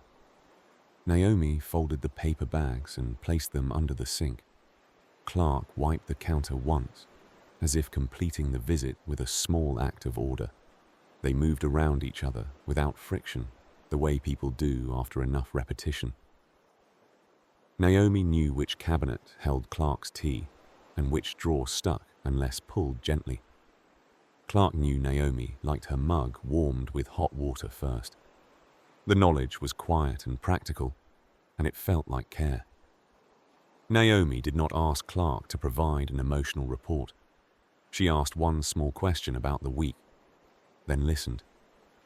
Clark talked about a television documentary watched late at night, a neighbor who had left a plant in the hallway, a letter from a distant cousin.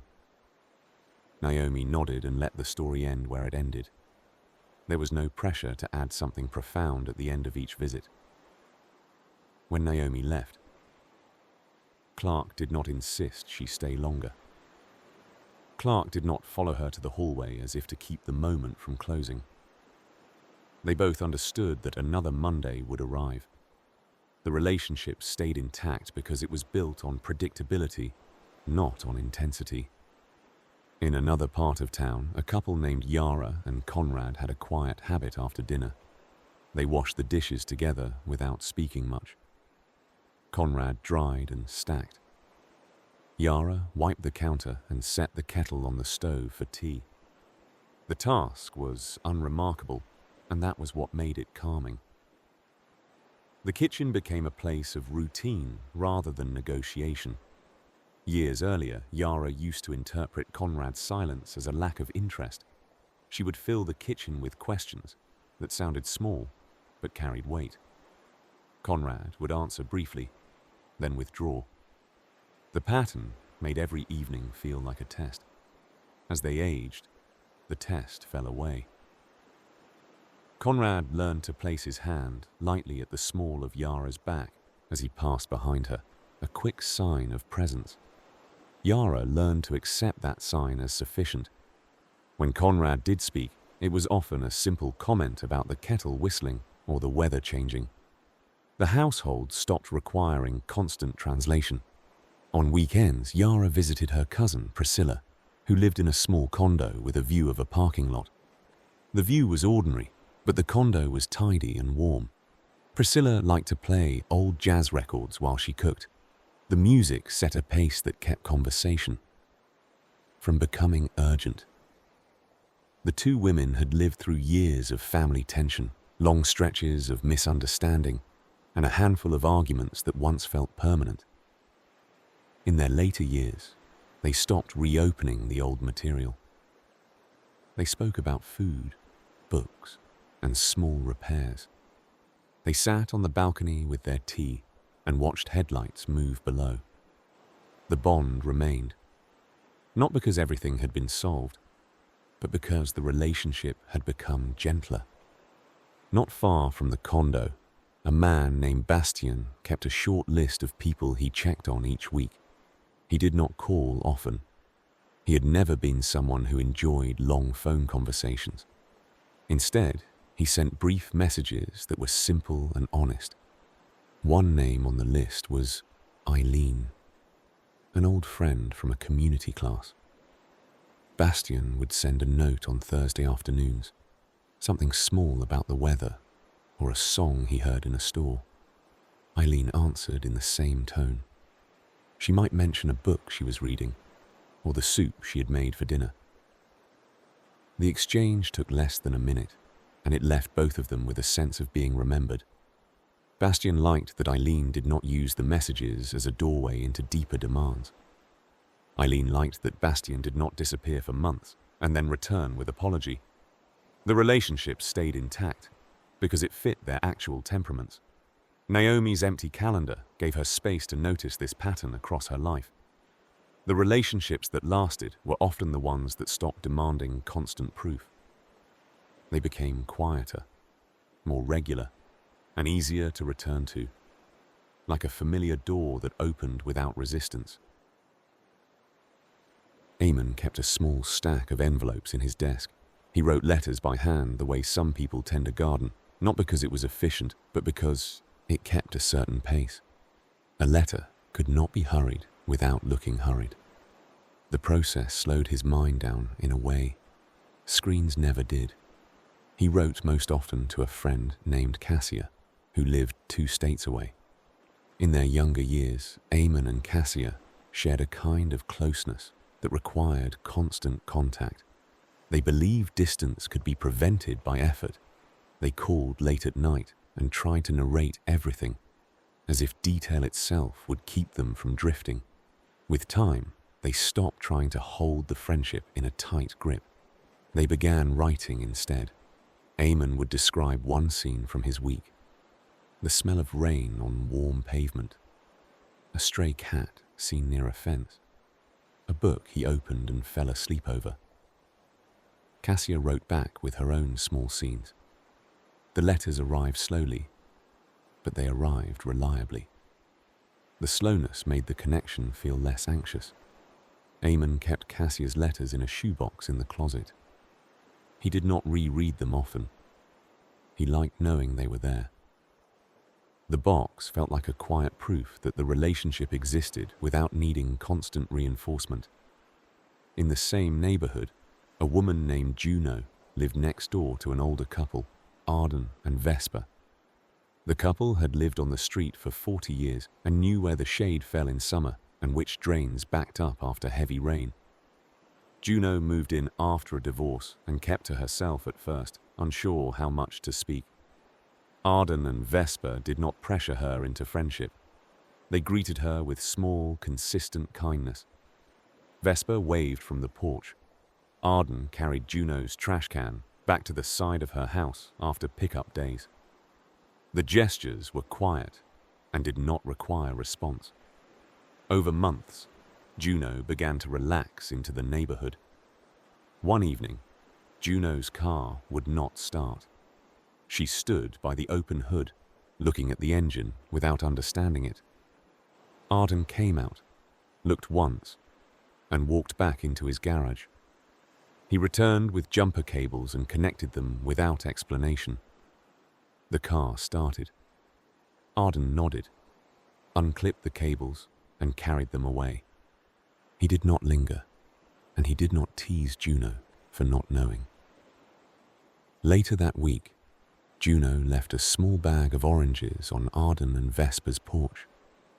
She placed it quietly and walked away. No note, no grand thanks. The exchange remained simple, which kept it from becoming awkward. Across town, a married couple named Maris and Quentin developed a habit of short, steady repair. When something went wrong, a squeaky door, a broken lamp, a gutter that needed clearing, they fixed it together on Saturday mornings. They did not turn each task into a conversation about responsibility. They treated it as shared upkeep. In their early years, Maris used to interpret every small oversight as a personal slight. Quentin used to defend himself with explanations that only made Maris more annoyed. Over decades, they learned that explanation was not always the right tool. They learned that the easiest way through many problems was a simple action and a quiet return to normal. On Saturday mornings, Maris held the flashlight while Quentin tightened screws. Quentin carried the ladder while Maris steadied it. When the work was done, they sat at the kitchen table and ate toast without reviewing the task. The relationship stayed calm because it was no longer trying to convert every inconvenience into a moral verdict. In a small town nearby, Talia visited her older brother, Garrick, every couple of weeks. Garrick lived alone and kept his house tidy, almost spare. Talia would bring a container of soup and place it in the fridge without making it a gift. Garrick would walk her to the backyard and show her what he had been working on, a section of fence repaired, a bird bath scrubbed clean. They rarely spoke about feelings directly, But the visits were steady, and both of them left feeling less alone. When the visit ended, Garrick did not linger at the door, and Talia did not insist on longer talk. They trusted the next visit would come. Eamon sealed a letter to Cassia and wrote her address carefully, taking his time, unhurried. He recognized that the relationships that lasted had begun to feel like this, slower, simpler, and more forgiving. They were no longer held together by constant contact. They were held together by small returns that did not ask for much. Rowan once believed that closeness meant access. If someone cared, they would answer quickly. If they did not answer quickly, Rowan assumed something was wrong. The belief made every relationship feel like a small emergency. It kept his mind busy in ways that did not improve anything. In his late 50s, Rowan became friends with a man named Isadora through a volunteer shift at a food pantry. Isadora was older, patient, and not easily provoked. When Rowan spoke quickly, Isadora listened slowly. When Rowan asked a question, Isadora answered plainly and did not add extra explanation. Rowan noticed that Isadora rarely replied to messages immediately. Sometimes a full day passed. Rowan felt the old alarm rise, then watched it settle. When Isadora finally responded, the message was calm and direct. There was no apology. There was no drama. The delay had not been a weapon. It had simply been life. The friendship taught Rowan a new rhythm. They met every other Saturday to stock shelves and organize boxes. They worked in steady motions, lifting cans from cartons, straightening labels so they faced forward, taping boxes shut with careful hands. The work gave conversation a structure. They could be together without needing to manufacture topics. After the shift, they drank coffee in paper cups in the parking lot. Isadora would mention a small story from the week, then look out at the street as if allowing silence to be part of the exchange. Rowan began to feel the relief of not being measured. The silence did not mean disappointment. It meant ease. Not far from the pantry, a couple named Della and Pierce lived in a small house with an overgrown hedge. Della used to trim the hedge every summer. Pierce never cared about it. The hedge became an argument in miniature, a symbol of how each of them saw the home. One year, Della's knees began to ache, and she trimmed less. The hedge grew wild at the edges. Pierce watched it for months and said nothing. Then, on a cool morning in early fall, Pierce borrowed a trimmer and shaped the hedge himself. He did it without announcing it, and he did not do it perfectly. The line was uneven. The corners were rough. Della noticed and felt a strange softness. She did not correct Pierce. She did not praise him in a way that might embarrass him. She simply made coffee and set a mug on the porch railing for him when he finished. Pierce drank it and went back inside. The relationship shifted slightly, away from their old habit of interpreting everything as evidence. Across town, a woman named Keziah visited her father, Eldrick, in an assisted living building once a week. Keziah used to arrive with a list of updates and questions, trying to be a perfect daughter. Eldrick would respond with jokes and deflection, and the visits would leave Keziah frustrated. Over time, Keziah brought less structure. She arrived, sat in Eldrick's room, and watched a small game show with him. They commented on the contestants. They ate cookies from a paper plate. When Eldrick drifted into silence, Keziah did not pull him back with questions. She let the silence be part of the visit. When Keziah left, Eldrick reached for her hand briefly and squeezed it once. The gesture carried what the conversation did not. Keziah understood that the relationship was becoming simpler, and that the simplicity made it easier to keep. On the opposite side of the city, two old friends, Vanna and Corwin, met once a month at a quiet park.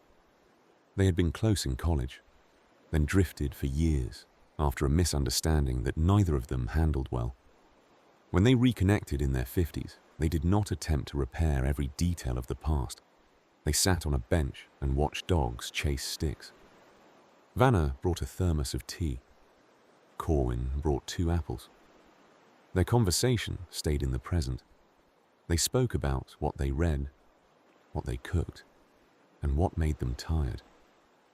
When the old subject appeared at the edge of a sentence, they let it pass without tugging it into the center. The friendship grew back through restraint. They ended the meetings at the same time each month, not because they were finished, but because they respected the limit. They left the park with the calm sense that nothing had been consumed. Rowan drove home after the pantry shift and realized that many of the relationships he trusted now were marked by this same change. They demanded less constant proving. They offered steadiness instead, a quiet kind of connection that did not need to be tested to feel real. Elowyn kept a small rule for herself. If a relationship began to feel like a ledger, she stepped back and looked for a simpler way to be present. She had spent too many years trying to keep everything balanced down to the minute, turning affection into accounting. In her early adulthood, Elowyn measured closeness by frequency. She believed that daily contact was the proof of devotion. She learned slowly that daily contact can also become daily friction. The people she loved most often needed less contact, not because they cared less, but because they wanted the bond to stay clean. Elowyn's oldest friend was a woman named Octavia. They met in their 20s and once spent entire weekends together, moving from one loud place to another with the belief that life was supposed to be full. In their 60s, Octavia lived across town and kept her own routines. Elowyn and Octavia met for lunch every 3 or 4 weeks, always at the same small cafe. They sat at a corner table and ordered the same meals. Elowyn noticed that Octavia no longer tried to entertain. Octavia did not arrive with dramatic stories. She arrived with a calm face and a willingness to sit. Their conversations were made of small things: a new brand of tea, a neighbor who planted flowers too early, a television show watched in short pieces. They laughed lightly and let the talk settle into silence without rushing to fill it. After lunch, they walked 2 blocks to the corner where they always separated. They hugged once and moved away without turning back. The friendship remained strong because it did not require constant reassurance. The space between meetings was not a threat. It was part of the structure. In the same week, Elowyn visited her uncle, Theron, who lived in a small house with a narrow yard. Theron was quiet and had never enjoyed long conversations. Elowyn used to interpret his quiet as disapproval. Later, she began to understand it as his natural way of moving through the world. Elowyn helped Theron carry a bag of yard waste to the curb and then stood with him on the driveway for a few minutes. Theron pointed at a crack in the sidewalk and shook his head at the way the ground shifted each winter. Elowyn listened and smiled. The talk stayed on concrete things, and it felt comfortable. She noticed the ease of not being required to explain herself. When Elowyn prepared to leave, Theron walked her to the car and placed a hand briefly on the edge of the door, a small pause that held meaning. Elowyn did not try to turn the pause into a conversation. She accepted it as the form of care Theron offered. Later that night, Elowyn's partner, Sable, sat at the kitchen table looking over a stack of bills. Elowyn sat nearby and sorted the mail into piles without speaking. In earlier years, Elowyn would have asked what Sable was thinking, what Sable felt, whether Sable needed anything. Sable would have answered, and the answering would have turned into a long discussion. Now, Elowyn and Sable let the room be quiet. Elowyn placed the paid bills in an envelope. Sable wrote checks and set them aside. When Elowen finished, she reached across the table and touched Sable's wrist once. Sable looked up, met Elowen's eyes, and nodded. The exchange was short and complete. On Saturday mornings, Sable visited a small market to buy produce. The vendor at the corner stand was a man named Branson, who always wore a knit cap, even in mild weather. Branson spoke in short phrases and never asked personal questions. Over time, Sable grew fond of that restraint. Sable and Branson developed a small pattern. Branson would set aside 2 good oranges and place them at the top of the bag. Sable would bring back an extra paper cup of coffee from the cafe next door and leave it on the stand. They did not label these gestures. They did not turn them into a friendship with obligations. They kept it simple, and the simplicity made it feel safe. The exchange asked for nothing beyond what each of them could offer on an ordinary day. In the quiet that followed the evening at the table, Elowen recognized a pattern that had appeared again and again in the relationships she trusted. The strongest bonds in later life often lose the urge to be complicated. They become easier to carry, even on tired days. They stop asking people to perform love. They accept love in its smaller forms. The forms that can be repeated without exhaustion, and that repetition is what makes a relationship last. In the late afternoon, Harlan sat at the edge of his driveway with a small wrench in his hand and watched the mail carrier place envelopes into boxes down the street. The day had been quiet and plain, which suited him. He tightened a loose bolt on the gate latch, then tested it once more, listening for the clean click that meant it would hold. His wife, Maura, opened the front door and stepped onto the porch with 2 cups of tea. She did not ask what he was doing. She had learned that his small repairs were his way of settling himself. She sat on the top step and held 1 cup out. Harlan took it, nodded, and returned his attention to the latch for a moment longer. Years earlier, Maura would have filled the porch with questions. Harlan would have answered, then felt pinned by the need to explain. Now they let the evening be simple. The tea cooled. The sun lowered behind the roofs. Harlan finished the latch and placed the wrench on the porch rail, not as an announcement, only as an end. Later, they ate dinner at the kitchen table with a small lamp on. The room carried the soft sounds of a house that had been used for decades. A drawer sliding shut, a spoon tapping a bowl. Harlan reached for the salt, then paused and watched Maura sprinkle it on her food first. The moment was small and unimportant, and that was why it felt tender. After dinner, Maura washed dishes while Harlan dried them. They did not talk much. When Harlan dropped a plate towel on the floor, he picked it up without complaint. When Maura forgot to rinse a cup, Harlan rinsed it without pointing it out. The kindness lived in what they no longer required. Across town, Lenore sat alone in a small living room with the curtains half closed. She kept the television off and listened instead to the low tick of a wall clock. Her sister, Relin, used to call every night and talk until they were both tired. The nightly calls had once been comforting, then slowly became heavy.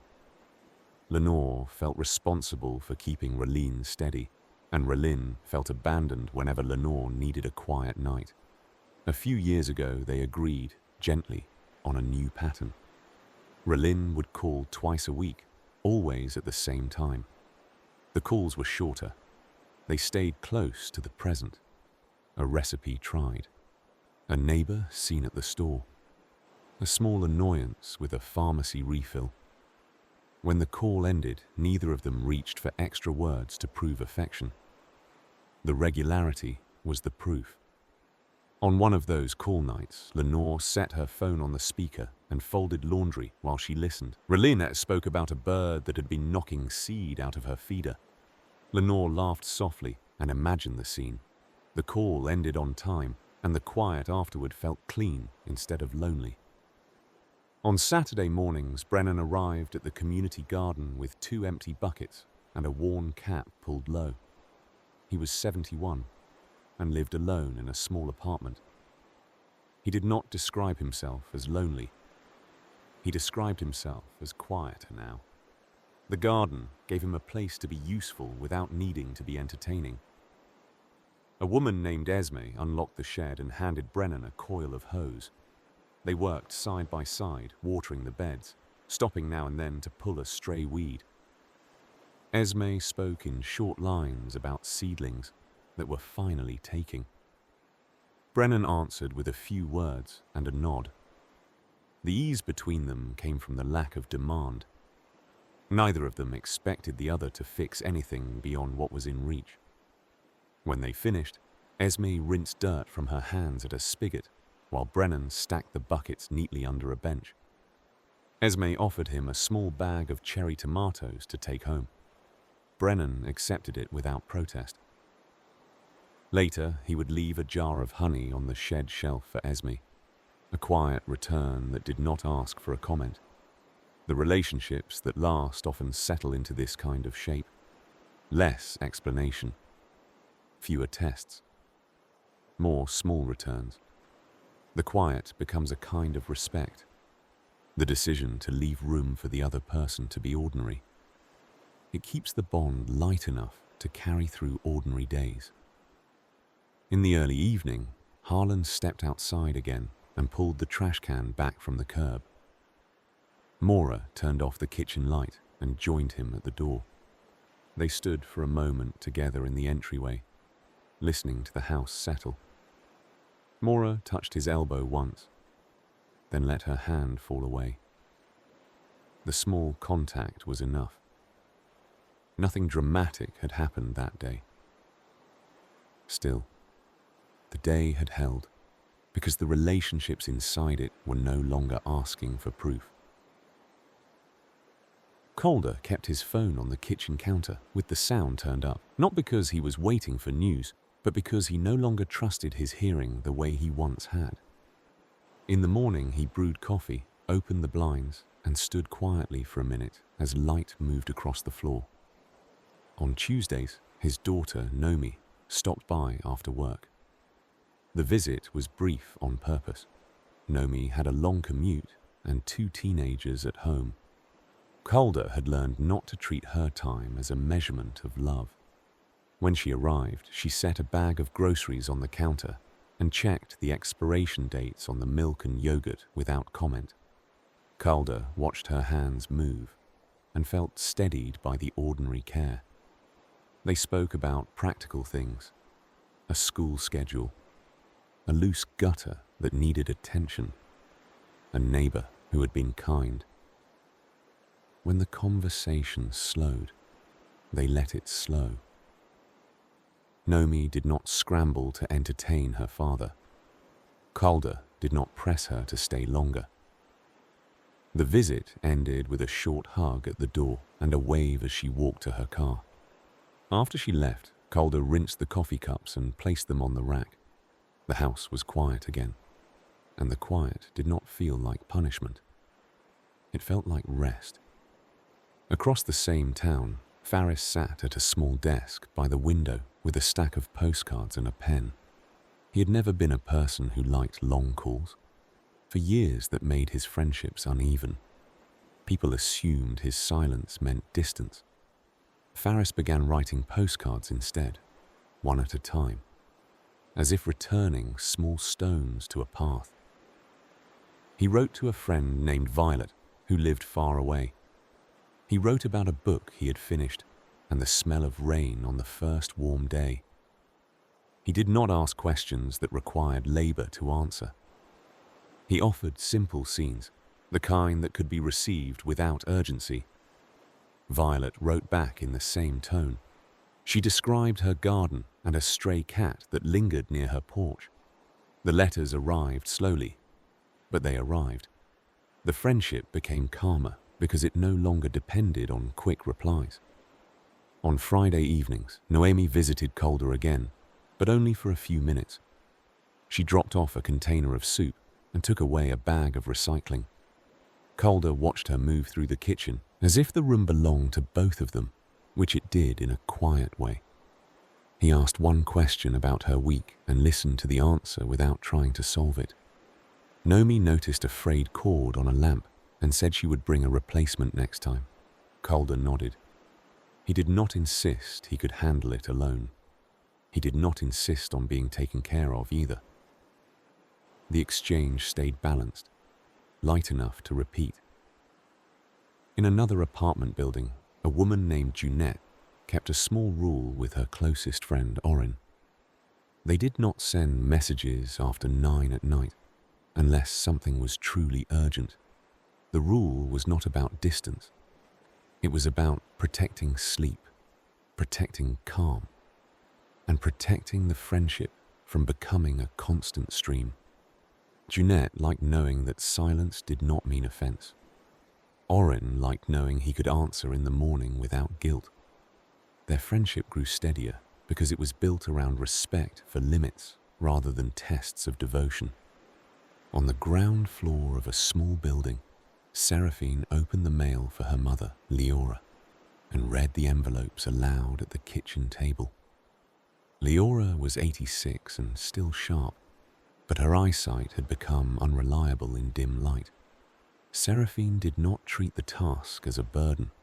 She treated it as a weekly ritual that kept the two of them steady. They sat together with a lamp turned toward the table. Seraphine sorted the mail into 2 piles, bills and ordinary letters. Leora listened, asked a short question, then nodded. When Seraphine finished, she placed everything back into the envelope box where Leora kept it, neat and predictable. Afterward, they ate a small snack and watched cars pass outside the window. Leora spoke about her childhood in brief fragments, not in long stories, and Seraphine did not pull for more. The visit stayed gentle because neither woman forced the other to perform. Seraphine left after an hour, and Leora did not ask her to stay longer. The next visit was already understood. Seraphine waved once from the doorway and let the moment close cleanly. Over time, many relationships stop needing constant attention to survive. They begin to thrive on regular, modest returns, the kind that fit inside real days. The simplicity is not emptiness. It is the shape that lasts. Tamsin kept her phone in a drawer most of the day. She liked being reachable, but not constantly. When she was younger, she answered everything immediately and felt proud of her availability. In later years, she learned that constant access can turn affection into fatigue. On Wednesday afternoons, Tamsin met her friend Corbett at a small museum that offered free admission to seniors. They walked slowly through the quiet rooms and paused in front of paintings without trying to interpret them out loud. The visit was not about conversation, it was about shared calm. Afterward, they sat on a bench near the entrance and drank water from a bottle Tamsin carried in her bag. Corbett spoke about a minor repair he had done at home. Tamsin spoke about a loaf of bread that had finally come out right. The stories were ordinary and brief. They left the museum without making plans for the next week, and still they met again the next Wednesday. The pattern was the agreement. In a nearby neighborhood, a man named Dorian kept his relationship with his brother, Yarek, in a narrow channel. When they were younger, the channel had been wide and turbulent. They argued about money, about family choices, and about an inheritance that arrived with more resentment than comfort. For years, they avoided each other entirely, then returned with long, tense calls that reopened everything at once. In their 60s, they chose a smaller approach. Dorian would call Jarek once a month, always on the first Saturday morning. The calls lasted 10 minutes. They spoke about practical things, health appointments, a car that needed new tires, a grandchild learning to read. When the conversation drifted toward old subjects, one of them would clear his throat and shift back to the present. The shift was not denial, it was restraint. One month, Dorian mentioned that a storm had knocked a branch onto his fence. He said it without complaint, almost as a simple report. The next week, Jarek drove over with a saw and cut the branch into manageable pieces. They worked in silence, the kind that used to feel hostile, but now felt neutral and useful. When the work was done, Dorian handed Jarek a cold bottle of water and sat on the porch step beside him. Jarek drank, wiped his mouth with the back of his hand, and looked out at the yard. They did not discuss their history. They let the day be what it was. A small repair, a shared task, and then a clean departure. On a different street, Selwyn and Maribel had been married long enough to forget the names of the first apartments they shared. In their 40s, they used to review each day like a report. Maribel wanted every detail. Selwyn felt interrogated and shut down. The evenings turned into long discussions that left both of them tired.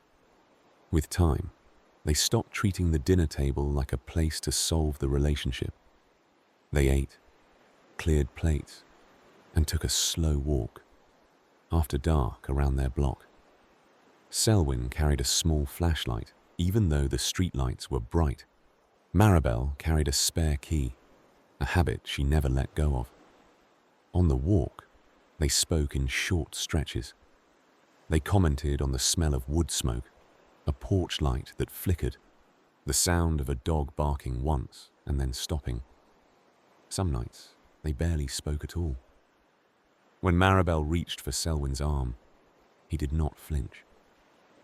He understood the touch as a simple anchor, not a request for a conversation. In a quiet apartment above a laundromat, a woman named Cassia kept a standing appointment with her friend Blaine to do simple stretching exercises once a week. Cassia lived alone and worked part-time. Blaine lived with a partner and cared for an older aunt. They both carried enough responsibility that extra plans felt like weight. They met at Cassia's kitchen table first and drank tea. Then they moved 2 chairs into the living room and followed a routine Blaine had written on an index card. The routine was gentle and repetitive. When Cassia forgot a step, Blaine reminded her without teasing.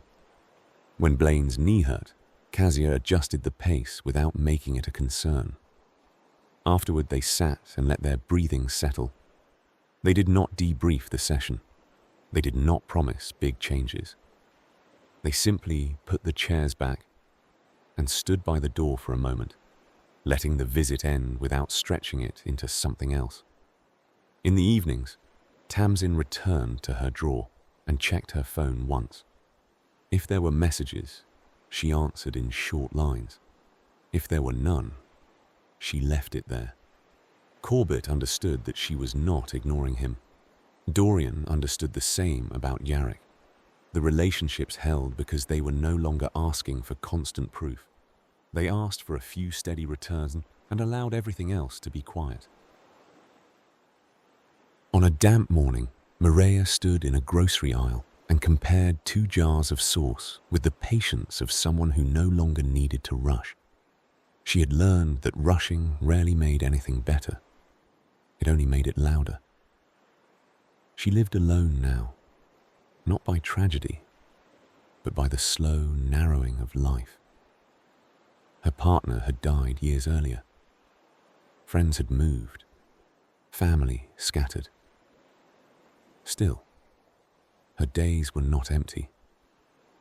They were quieter, and she had built small anchors into them. One anchor was a man named Keaton who worked at the same store every week. Keaton was about her age, recently retired from a job that had kept him indoors. He volunteered a few mornings a week to keep a routine. Maria and Keaton did not pretend their brief conversations were a deep friendship. They treated them as steady contact, a familiar face, a few calm words. Keaton always asked if Maria found what she needed. Maria always thanked him and kept walking. Over months, their words remained simple, but their recognition deepened. When Maria arrived with a cane one week, Keaton did not react with pity. He walked beside her down one aisle. and carried her heavier items to the checkout. He did it without making the help into a story. At home that afternoon, Maria placed the groceries away and sat at her kitchen table with a small notebook. She wrote down 2 items she had forgotten and 1 item she had decided not to buy. The notebook was not a list for perfection. It was a way of keeping the mind calm. Every Sunday, Maria visited her cousin Alaric, who lived in a small apartment with a balcony full of plants. Alaric used to be social, always hosting dinners and gathering people. After a long illness years earlier, he became quieter and more selective. His apartment held only what he used, and his friendships had thinned to a few reliable threads. Maria arrived at the same time each week. Alaric opened the door, stepped back, and let her enter without ceremony. They sat at the table by the window and ate whatever Maria brought, usually soup and bread. They did not ask each other to summarize life in large terms. They spoke about 1 or 2 practical things: a new plant that needed more light, a book started and set aside, a neighbor who had been kind. When the conversation ended, they let it end. They listened to the small sounds of the building, water moving in pipes, footsteps in the hallway. Maria sometimes thought of how, when she was younger, she would have felt compelled to fill every pause. Now, the pauses felt like shared shelter. In a different part of the city, a man named Stellan kept a friendship with his former business partner, Orin, by doing 1 simple task together each month. They met at a public library and walked the rows of used books the library sold to raise funds. Each of them chose 1 book for the other, not as a gift that required gratitude, but as a small sign of attention. They did not stay long. They did not turn the outing into lunch or a full day. They exchanged books, talked for a few minutes at the checkout counter, then went their separate ways. The friendship held because it did not demand more than either of them had to give. In a small house at the edge of town, Renzo and Cambria kept a pad of paper on the refrigerator with a magnet shaped like a seashell. They had been married for decades and had learned that the easiest way to stay kind was to reduce the number of small frictions. They did not treat convenience as coldness. Renzo wrote a line in the morning, a reminder that he would be late, or that he had put gas in the car. Cambria wrote back in the afternoon, a note about a package delivered, or a question about dinner. The notes were brief and factual. Still, each one carried a quiet message beneath it that the other person had been kept in mind. In the evening, they often sat in the same room doing separate things. Cambria read. Renzo repaired a small radio he kept for practice. Sometimes they spoke. Sometimes they did not. When Cambria stood to make tea, Renzo stood too and rinsed 2 mugs without being asked. The relationship felt steady because it did not require constant discussion to prove itself. The room stayed soft. That mattered, even on tired days. Maria left Alaric's apartment each Sunday with a quiet steadiness in her chest. The relationships that lasted in her life were not the ones that insisted on constant contact. They were the ones that respected limits, returned regularly, and left space for silence. Zadie kept a small bench near her front window and used it as a place to pause before leaving the house. She sat there to tie her shoes, to check her pockets, to take 1 breath that belonged to no one else. She liked the sense that her day began with quiet. Her closest friend was a woman named Marlo, who lived across town. In their 30s, they talked constantly. Long calls late at night, messages during the day, quick updates that turned into long threads. The constant contact made them feel close, then slowly made them tired. Each small delay began to look like a slight. Each missed call began to feel like a test. In their 60s, they chose a smaller bond. They met every 2 weeks at a modest cafe that stayed calm even on weekends. They ordered tea and sat near the window. They spoke about 1 or 2 things that mattered, then let the conversation drift to ordinary details. The meeting lasted an hour and ended cleanly. Marlowe once told Zadie, without drama, that the new pattern made her feel safer. She did not have to perform attention every day. Zadie understood. The friendship became steadier because it was not constantly being audited. Zadie also kept a quiet connection with her son, Remy. Remy lived nearby and worked long shifts. When he was younger, he and Zadie argued about how often he visited. Zadie would hint and press, Remy would withdraw. Both of them would leave the conversation with a residue of guilt. Now Remy came by on Sunday mornings to take out the trash and carry heavier items from the basement. The visits were short. Remy drank a cup of coffee at the counter and talked about his week in a few sentences. Zadie listened and did not ask for more than he could offer. When Remy left, he tapped the doorframe once with his knuckles as a small goodbye. Zadie watched him walk to his car and felt the quiet comfort of a relationship that no longer demanded a particular form. In a different building, a man named Calderon lived with his older sister, Nessa. After a minor surgery left him unsteady on stairs. The arrangement could have become tense. Calderon had always valued independence.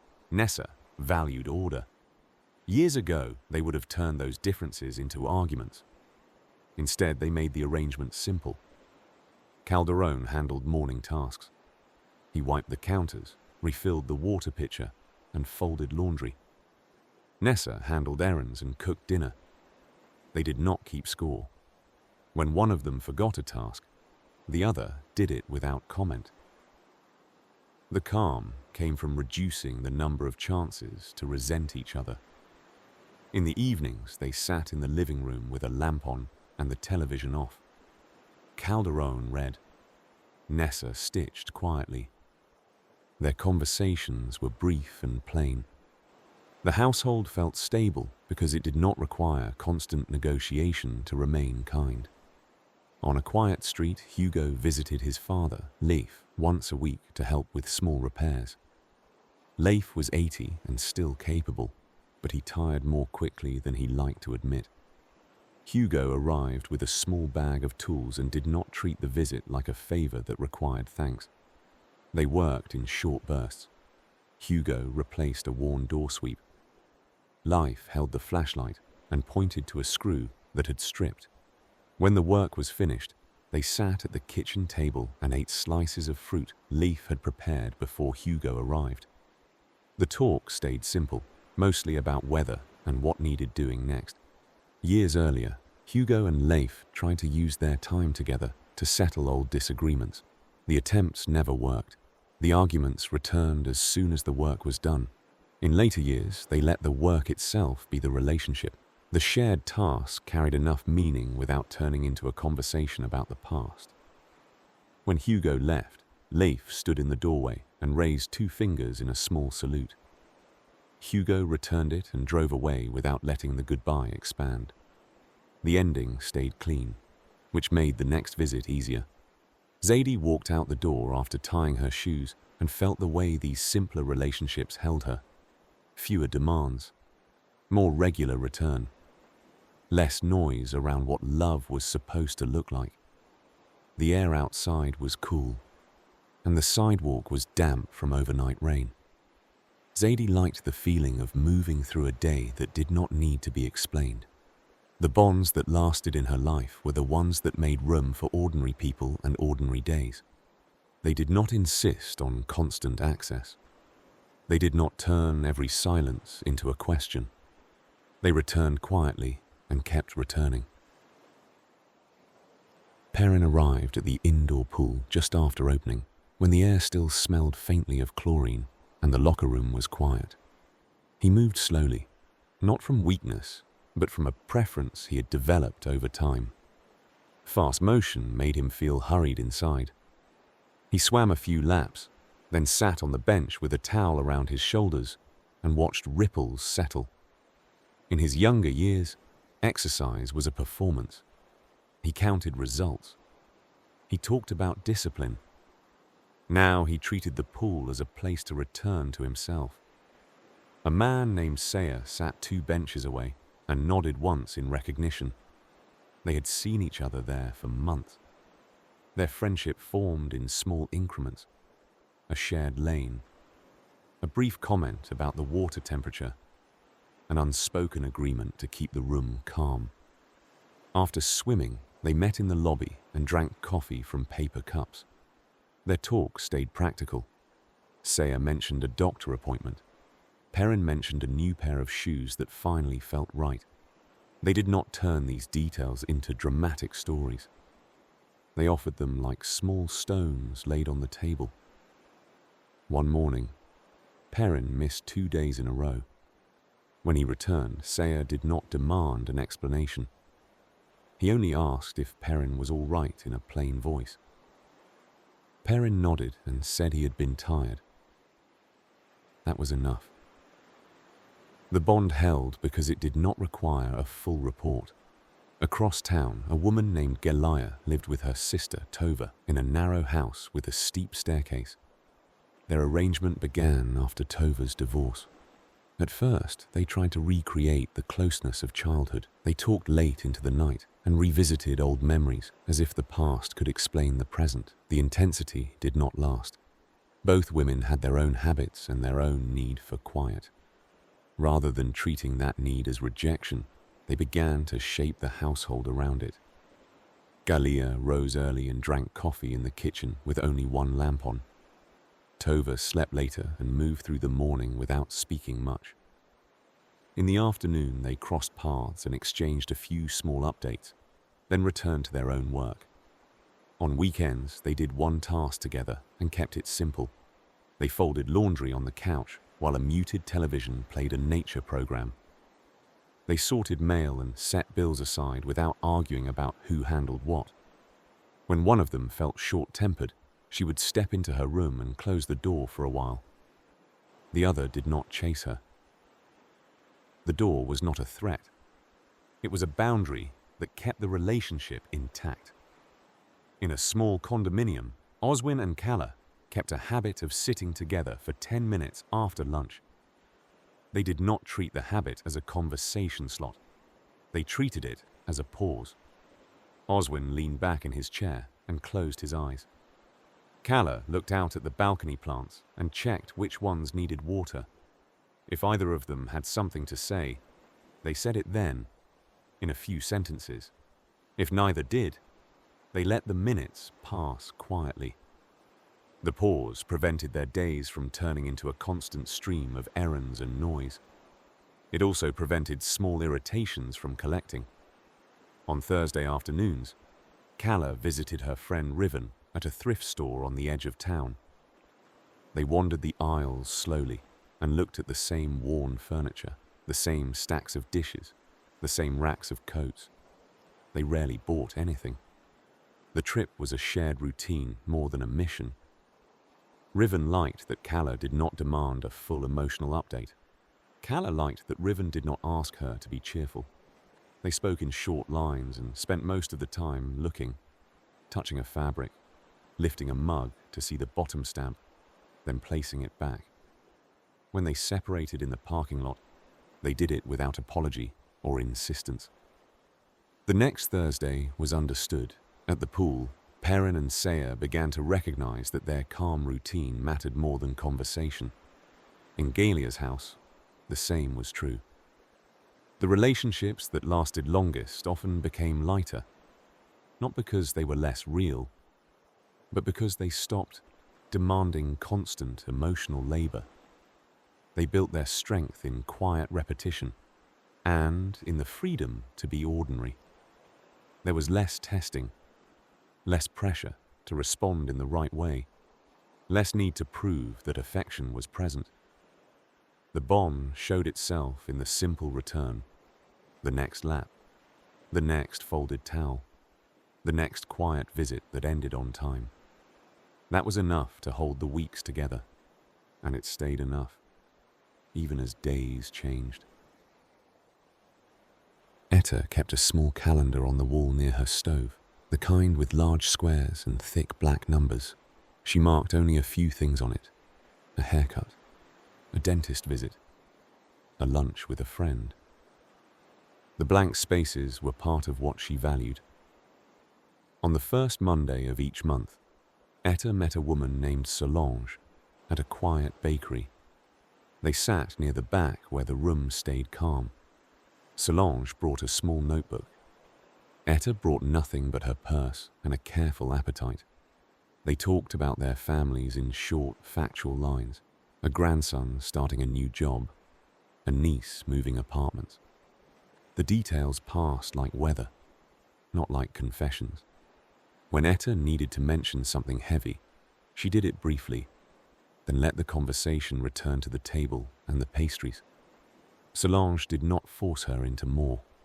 The friendship stayed gentle because it did not pry.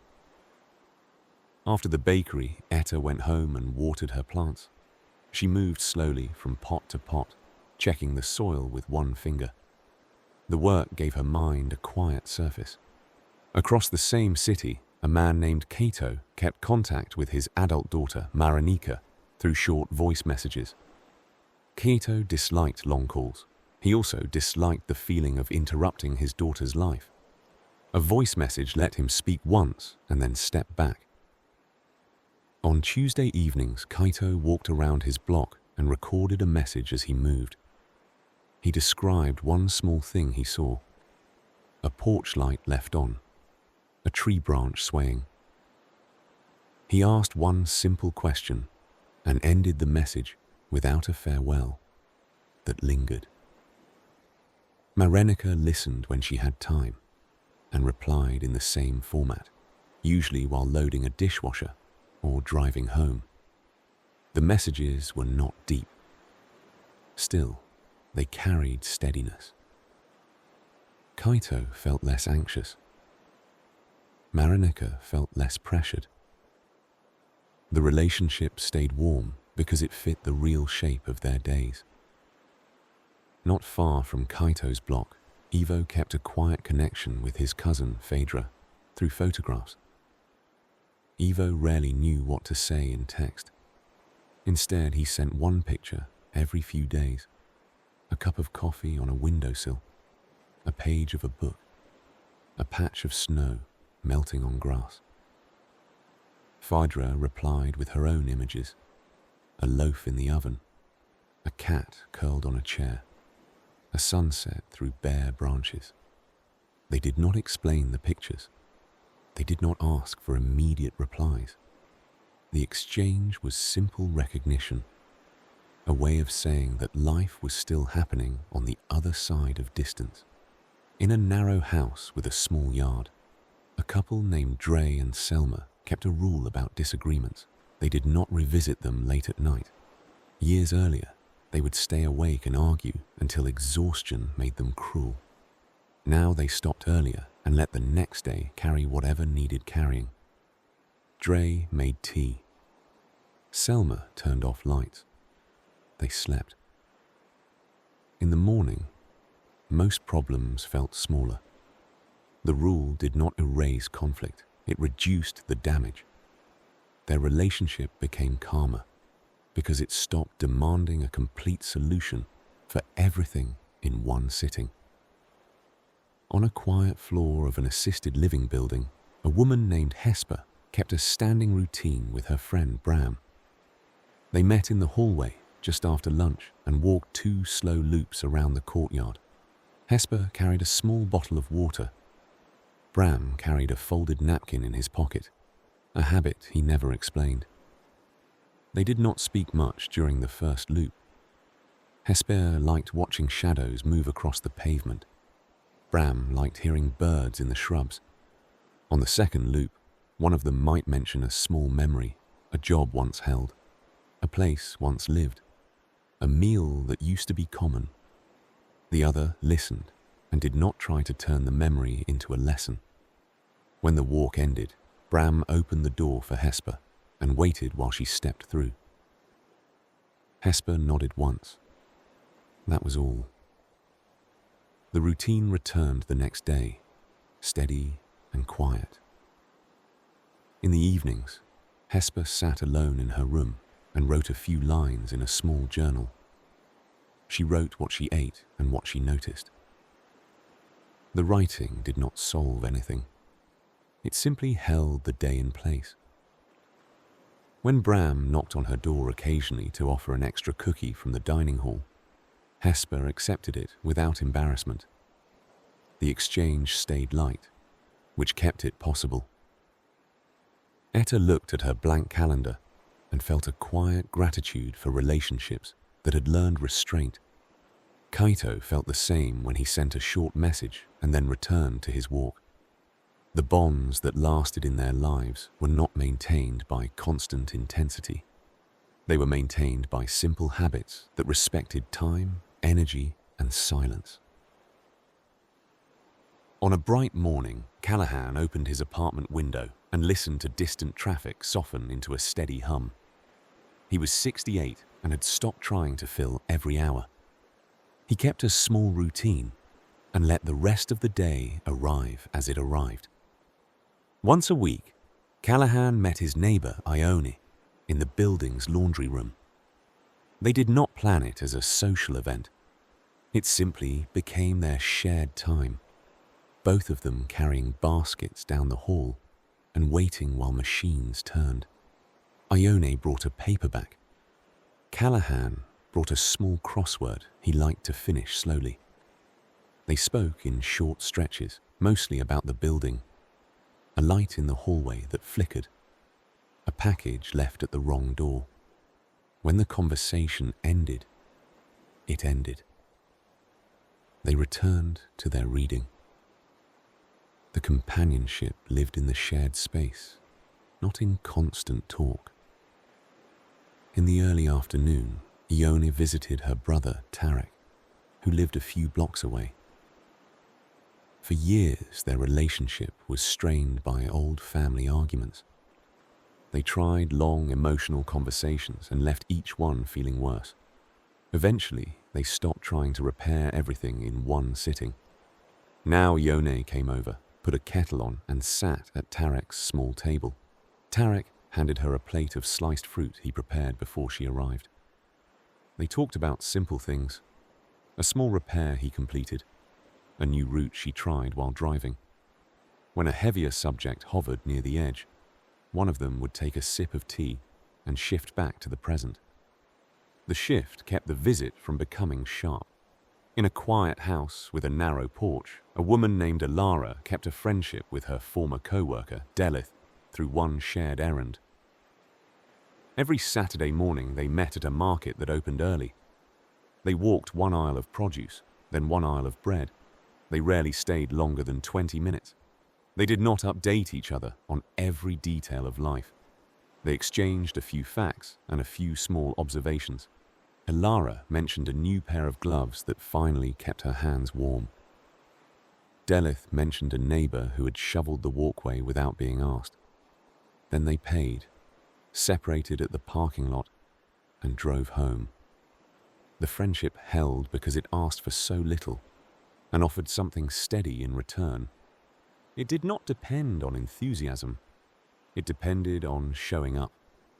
In a small duplex, Bexley lived with his partner, Sanaa, and they kept their evenings almost ritualistic. Bexley took a short walk after dinner. Sanaa stayed inside and cleaned the kitchen in silence. When Bexley returned, he dried the last dishes and set the kettle on the stove. The routine meant they did not have to negotiate every night. Sometimes Sanaa spoke about something that bothered her. Bexley listened and answered in a few sentences. He did not offer long solutions.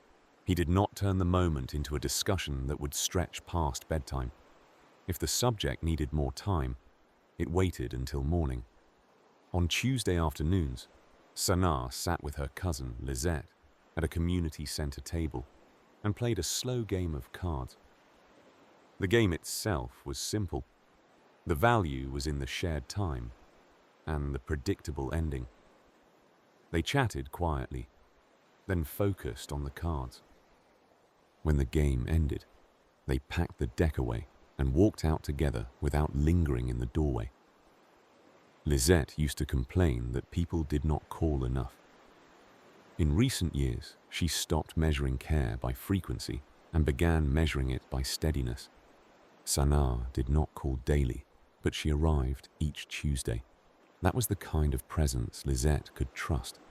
In an older garage behind a row of houses, Hewitt met his friend Pavel to work on a small engine they never seemed to finish. They sat on overturned buckets and passed tools back and forth. Their talk was sparse, mostly about what part fit where. When the work stalled, they did not force it. They washed their hands, drank water, and ended the afternoon without disappointment. The friendship stayed easy because it did not need to produce anything to be real. In the evening, Callahan cooked a simple meal and ate it slowly at the counter. He thought about how many relationships in his life had survived by becoming smaller and calmer. Fewer expectations, shorter visits, clear endings, less pressure to interpret silence. The bonds did not feel weaker for being simpler. They felt sturdier because they could be repeated without exhaustion, week after week, in the ordinary flow of time. They held their shape quietly, still. On a cold evening, Roscoe stood at his front door and listened before turning the knob. He liked to know the house was settled. The habit started after retirement when the days grew quieter and the smallest sounds began to feel more noticeable.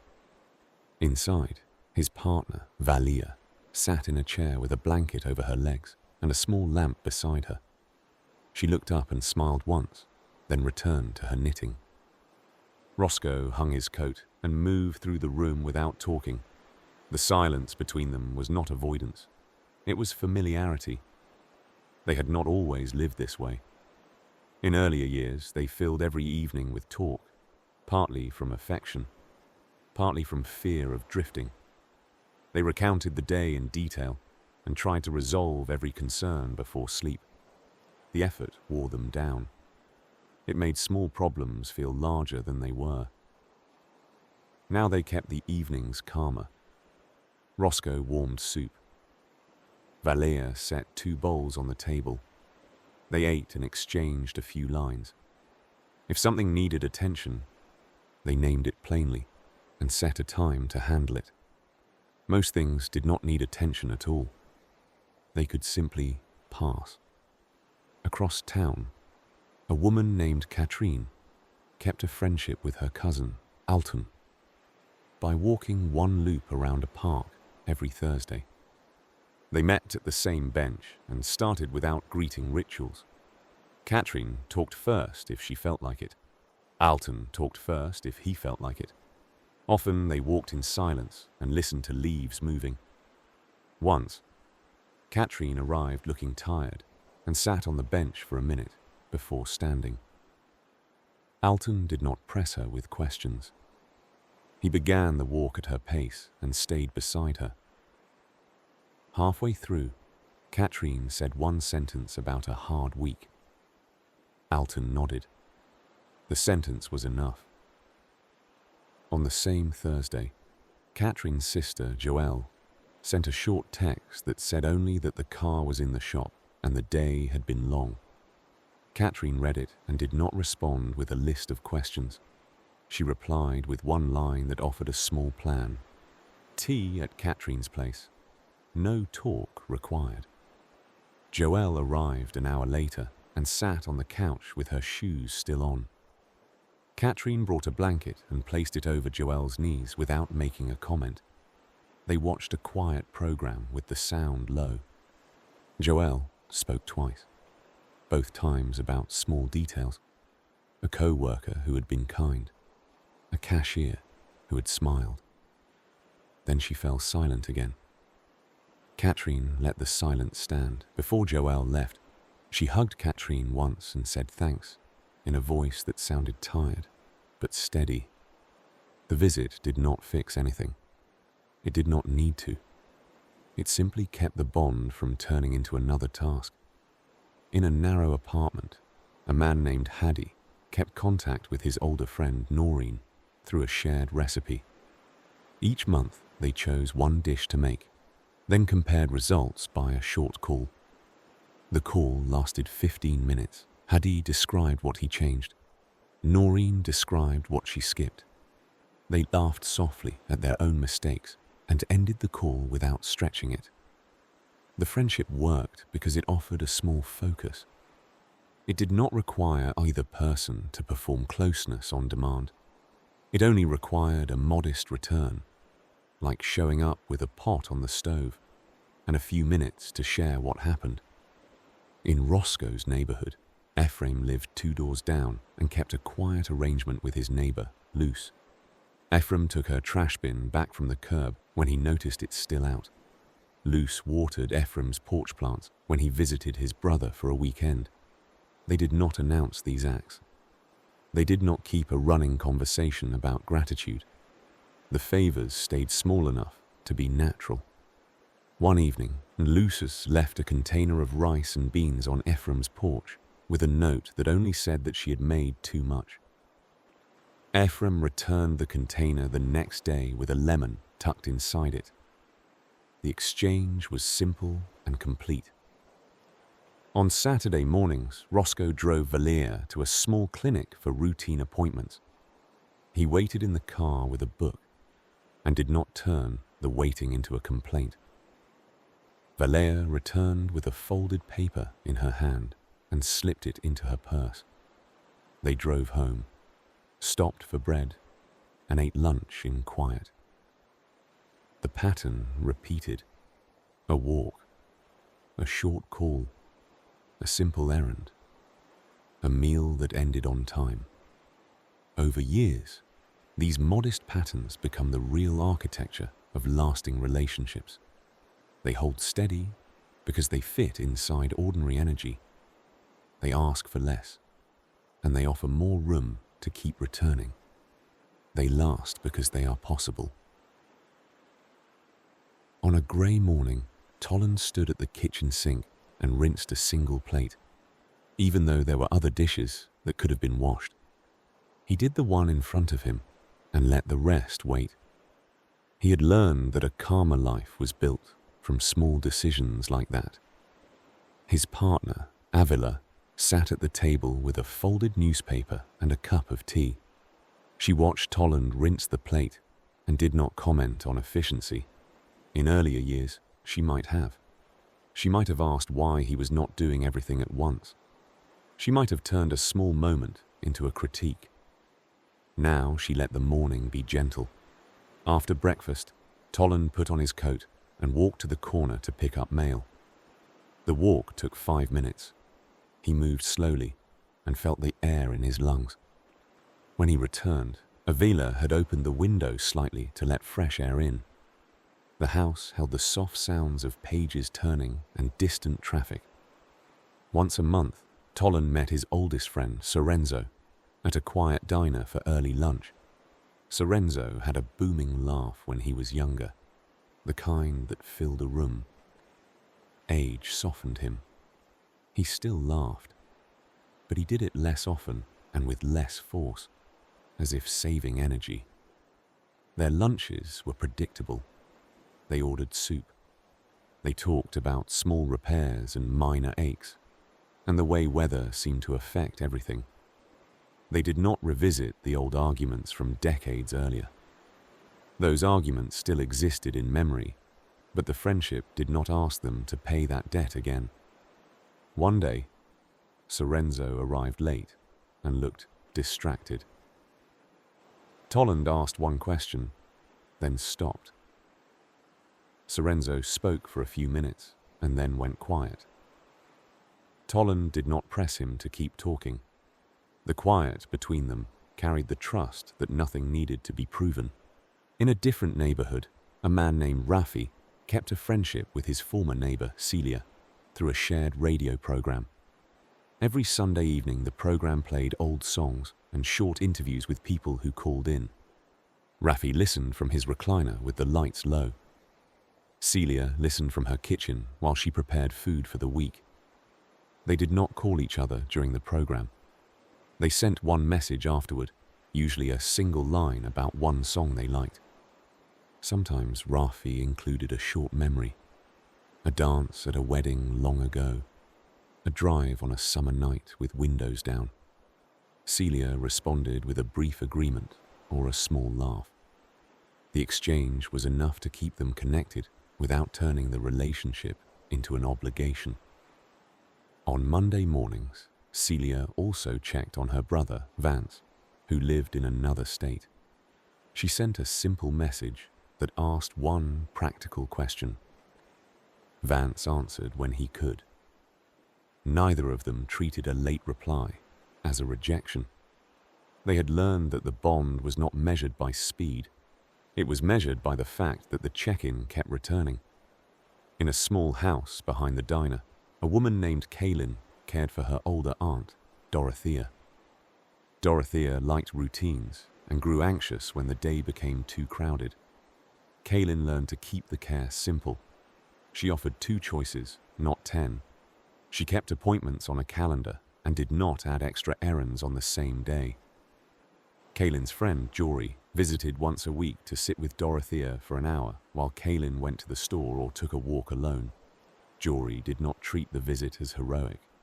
Jory treated it as a steady return, like tending a small fire so it did not go out. While Kaylin was out, Dorothea and Jory sat at the table and folded a small stack of towels. Dorothea liked the sameness of the task. Jory folded slowly and matched corners carefully. When Dorothea corrected a fold, Jory accepted it without annoyance and tried again. They spoke only a little. Dorothea named what she saw through the window: a mail truck, a dog being walked. Jory answered with a nod. The hour passed without tension because no one tried to make it meaningful in a grand way. When Kaylin came back, Dorothea was usually calmer. Jory would stand by the door and say only that the afternoon had been fine. Kaylin would thank Jory without turning the thanks into a speech. They both understood that the arrangement worked because it stayed modest. These quieter relationships are not built on constant intensity. They are built on restraint, on clear endings, on small routines that can repeat without strain. The longer a bond lasts, the more it benefits from becoming simpler, not smaller in meaning, smaller in demand. That is often the difference between a relationship that collapses under everyday life and one that keeps holding, week after week. Across many years, the relationships that last longest often look smaller from the outside. They do not rely on constant proof. They do not demand grand gestures or daily intensity. They keep their place through repetition, through simple contact that does not ask to be impressive. In the middle years, people often treat closeness as something that must be earned through effort. They try to be useful. They try to solve. They try to keep everything smooth. Later, the effort can become quieter. A person stops trying to manage every feeling in the room. A person becomes more willing to let silence exist. The bond holds anyway. Sometimes it holds better. The lasting relationships tend to become less complicated because time removes the extra layers. Old resentments grow uninteresting. Old arguments lose their heat. People stop insisting on perfect understanding. They accept that a friend can be steady without being constant. They accept that a partner can be familiar without being endlessly new. They accept that family love can be real even when it is not dramatic. In the background of these lives, a pattern appears.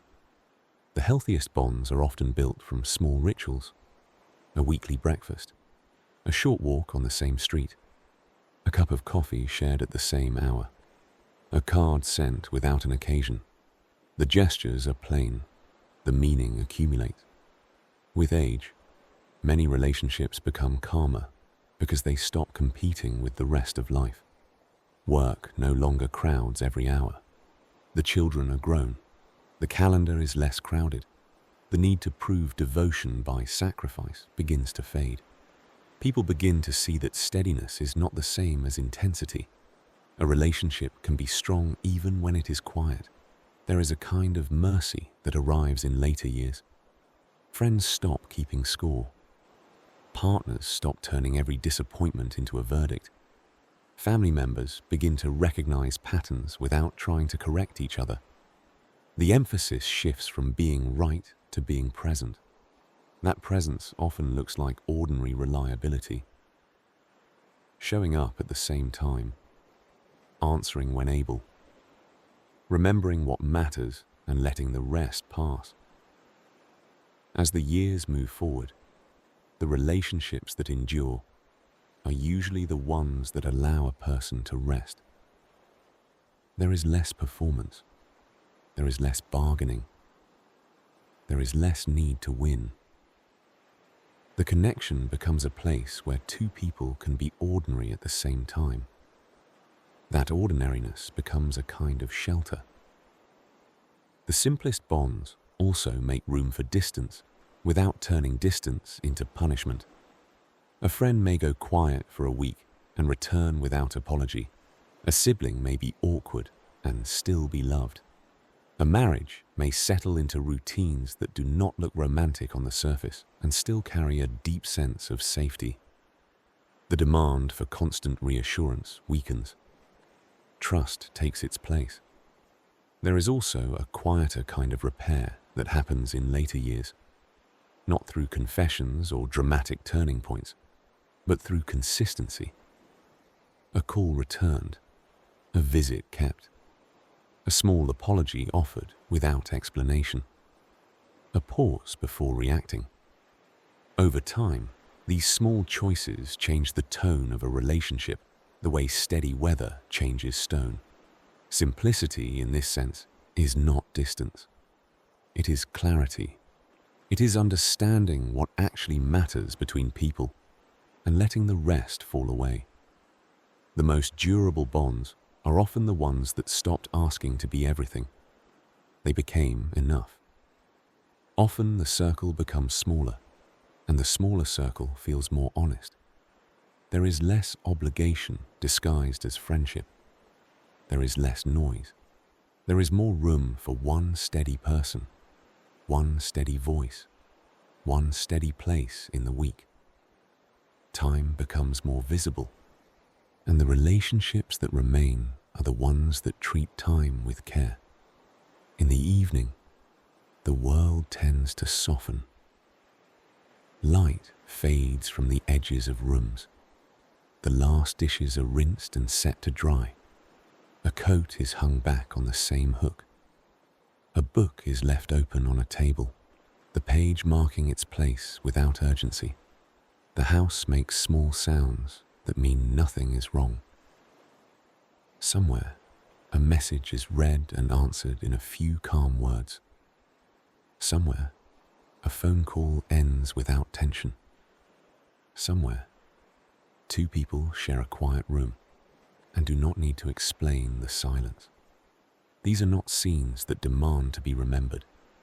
They are the scenes that make a life feel livable. The day settles. The mind slows with it. The simplest relationships remain, not because they were perfect, but because they were tended in small ways and allowed to stay gentle. In the dark, the details blur. The steady feeling remains. The night holds its quiet, and the quiet holds the rest.